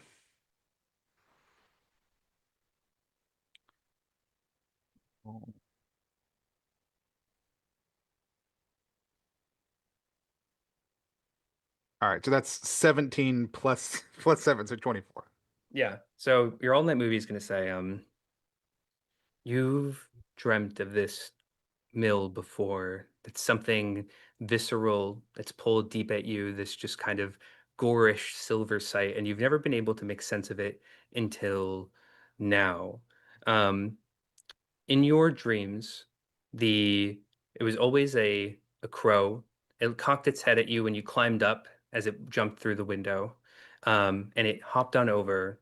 Um, you get the flash of the present for a second, and you go back to this dream crow.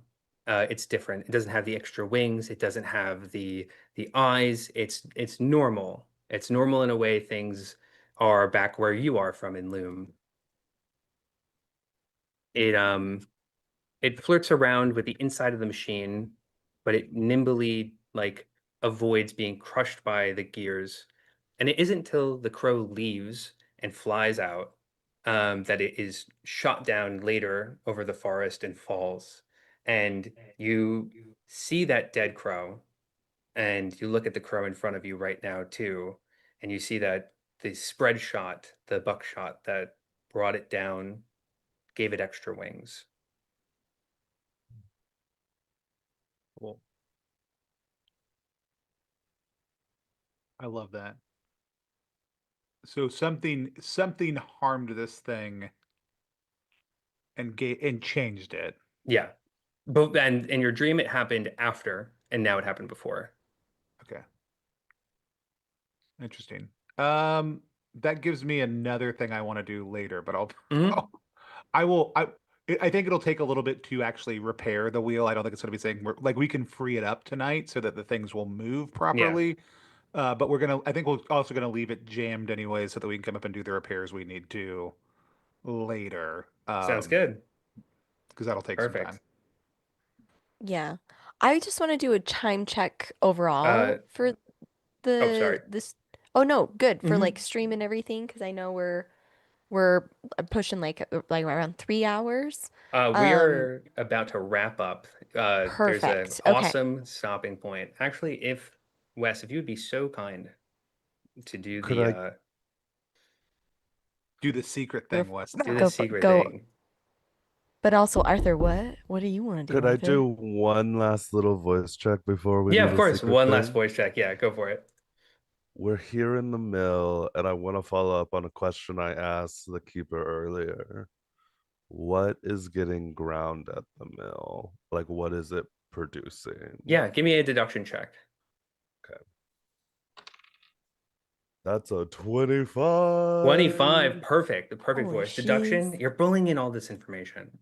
The dogs outside, the silver, the hatchet, the the lantern keeper, all of it's coming together. That wood that he was collecting outside, the silver wood, it's brought in it like he said, it's when people change the unknown into their memories over and over and over and over again. The inside of that wood becomes a reminiscence, this silver materia that begets change. And Enoch takes those branches and grinds it down into its kind of volatile form. And you look at that hatchet and you look at the dogs and the crow's wings from above and the stoat that was out there with all the eyes. And that, whatever that comes from, whatever raw material comes from grinding up that wood, it changes things permanently. It does that fractal distortion pattern. It kind of keeps trying to remember something in the same place over and over and over again. Okay. And it, oh, Oh, no, you're and good. in, You're good. and you guys hear a knock on the door. Um, there's a long pause, and this is to the mill. There's a long pause as the knock kind of hangs, and eventually, um, actually, Atlin, you're the closest to the door. Can you make a fight or flight check for me real quick? Do I add anything to that? I'm gonna let you make it with advantage because of the deduction check you made earlier with the Houndmaster. It's an 8. An 8, your fight or flight it's a softer panic than you would like. Your rational mind is actually more competent at your fear response right now than your body. The panic in your heart is, but whatever's on the other side of that door is is absolutely evil. It is the devil wearing something vaguely skin-like. Um, and you're going to hear a voice that kind of sounds like an echo moving backwards. It starts softly and then follows through, and it says, have you happened to see any hounds coming from the forest? I was just out and I've seemed to have lost my hunting dogs. They ran off without me. Um, and there's going to be another heavy silence, and eventually you're going to hear a knock again, and this time followed with the jingle of spurs as they hit it with these hard leather boots on the bottom of the door. Um, and they're going to say, as a shepherd, sometimes the need arises to kill the whole herd in the pen. It can't be without reason. But once you start the culling, a couple of bulls always break the fence and run off into the forest. But that won't do.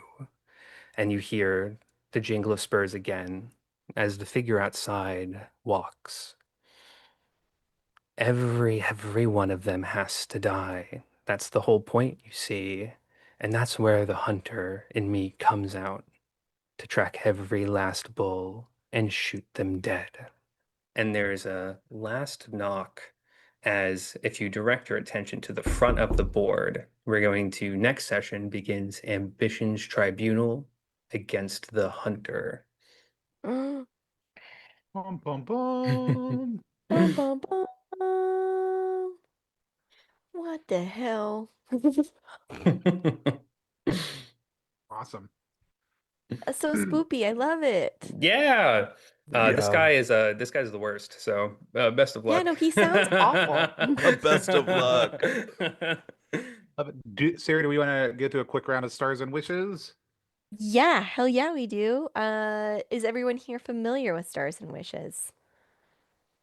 Okay, awesome. I'm going to explain for chat's benefit, Stars and Wishes, where we go around stars as things that we talk about, what we enjoyed about the game, highlighting things, from other players, what we liked overall.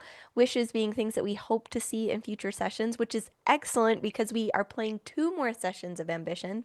The next 2 Tuesdays at 8 p.m. Eastern, same place. You can find us as we continue this mystery. I will go first because I want to. Um, my stars, I loved how, like, it took us like a beat, but how quickly we all kind of leaned into our own different strengths as the characters and the feeling of it. Like Arthur, how quickly you were just like, nope, I'm investigating everything and like the things that you were picking up. It was really satisfying as like a fellow player to see and like, oh, that was like really, really cool. And then wishes for me, um, I I'm looking forward to trying some of more of like the altering fate elements of it, just to kind of see what how weird and different that can make it. Because like it was really cool to see that when it came to like the items and everything, but even like if places, just to see how that will change it, I think that that'll be super sick. Who wants to go next? I can do it unless Arthur, who just Thank opened you, her voice Jody. mouth, wants to You go. are so good. You are Uh, so good. um, this was awesome. I had a really great time, even for being in a very weird streaming setup for me. It is always a little, I think, daunting to step into a new system, and especially when the systems are have a high level of tactility and strategy to them. I know a lot of the inspirations of this, and I know we're going to get a chance to talk more about them and unpack some of those as we go. But like the I love the line of like when you need to resolve tension with the violence, right? Like that you're building, Hmm. um, is really great. I I also just love the space that is Yanni that you created narratively, like as a GM, but also, I mean, as the person who designed the adventure, also too.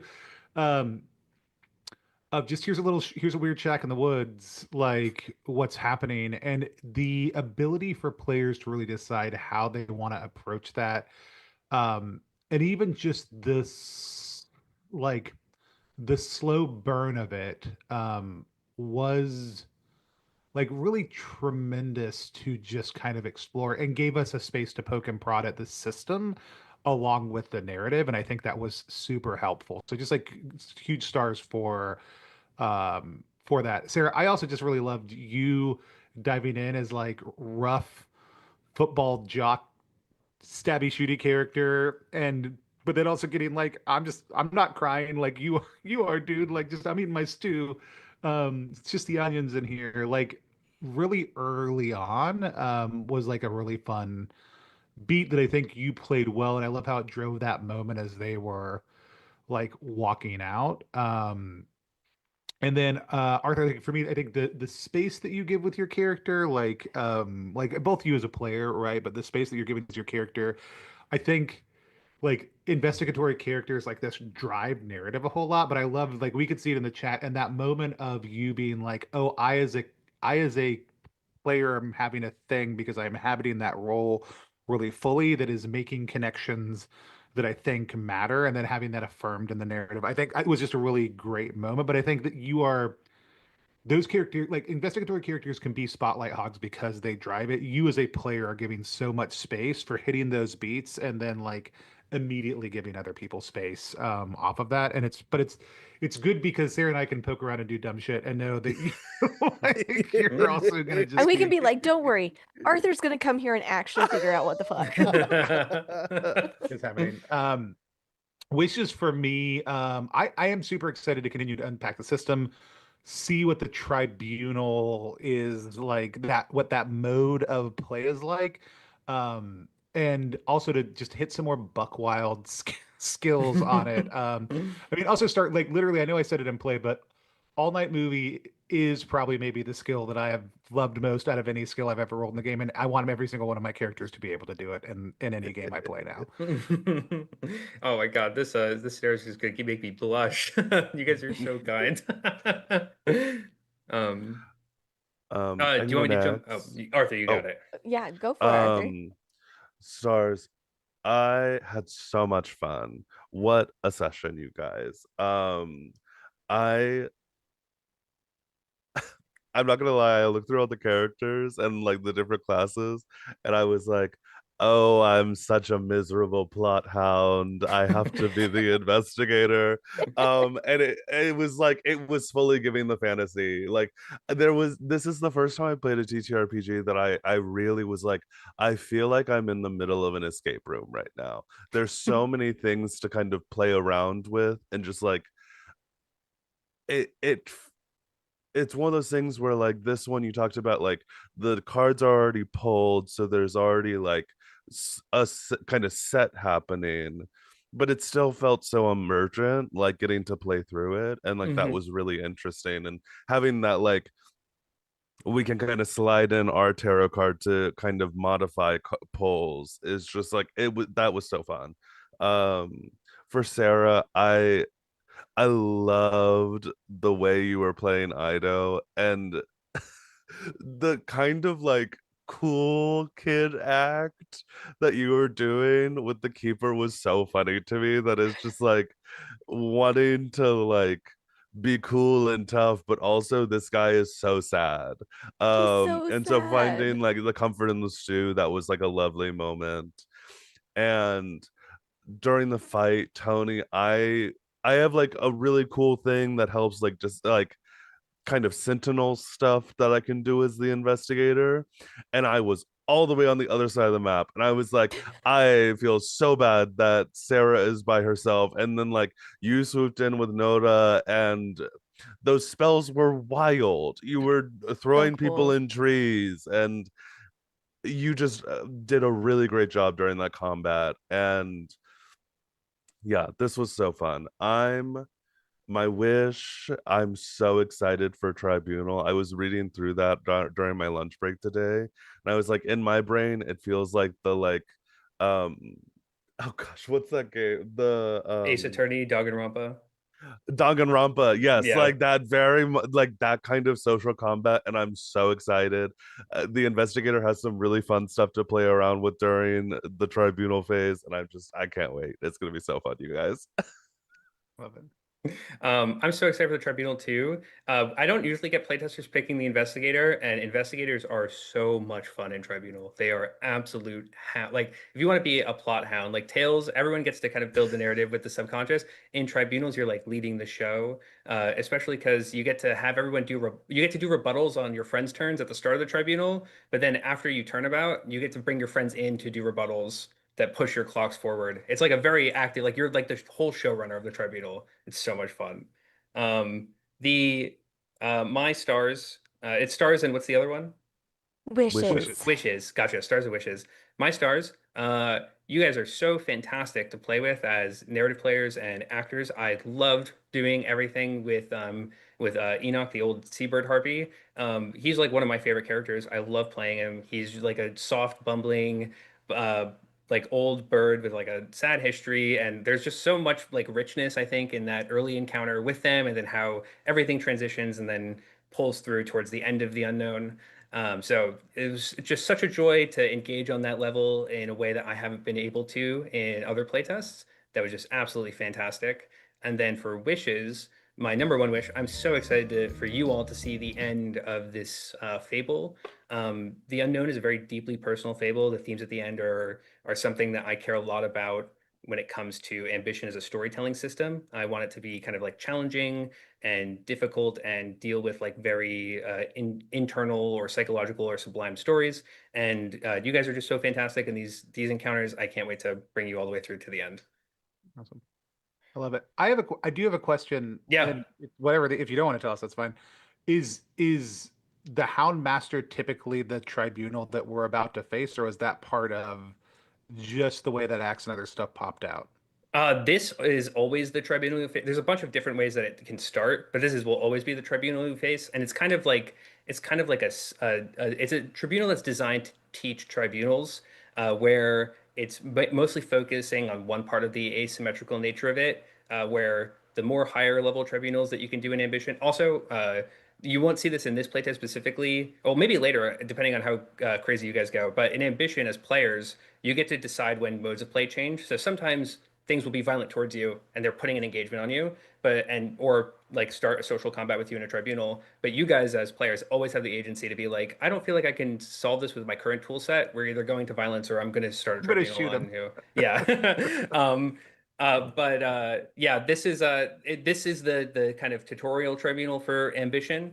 And I like the way that it started a lot in here. It started a bunch of different ways. Actually, the more playtests I run, the more strange ways players find to start this tribunal, and that's very funny to me. Love it. I love it. Awesome. Uh, this was great, Sarah. You want Yeah. to use your host voice? Let me, one second. Let me see if host Sarah's here. Yeah, she's right here. Thanks everybody for hanging out with us while we played through Ambition. I want to encourage you to check out the what is it? Game The found page. Thank you. Hmm. We've got a link down below, ttrpg.link/ambition. Go give it a gander and maybe do the thing. I don't know. I'm not your real dad, but I'm going to encourage you to do so. Can I jump in 1 second? Yeah, absolutely. During this stream, we hit our first Fable stretch goal. So just like the Unknown, which Woo! I'm writing and designing, and then Corpseful I'm writing and designing. We have Infinite Citadel, which is Andrew, Matt, and Conlon. They're going to be writing Fable 4, The Weight of Want. Thank you guys so much for pushing that goal over. The next one is being written by Alex. They're going to be writing Widower's Web at 2,500 or 25,000. I'm so excited. Every Fable that gets funded or potentially gets funded is just something I'm so excited and desperate to play. So you guys are making my dreams Awesome. come true. Thank you so much. Help me Hell realize yeah. my ambition. No, Awesome. I should also Oh, go I for should it. also jump in real quick and say if you're out looking at things and backing things tonight after you back Ambition, swing over to ttrpg.link/cryptid show or ttrpg.link/blackflies, and check those out because they only have 22 hours left in their funding Oh, cycle. They dang. both in tomorrow both have funded. Cryptid Show has unlocked all of its stretch goals. The last one was a grant to help other creators create in within the universe of Cryptid Show. But Blackfly still has a couple more left to go. That's at ttrpg.link/blackflies. Let the power of Tony's beard compel you to support indie creators. We are going to be back next Tuesday at 8 p.m. to play through the next session. Check out Zine Club. Tony, what's the link for Zine Club? rpgzine.club. I always lie about the link. It's a personal trait that I have about me. So that's why Tony had to tell you. Go check that out, where we do a bunch of really cool games every single month. I think any other big announcements we want to make, Tony? I mean, PAX is coming up.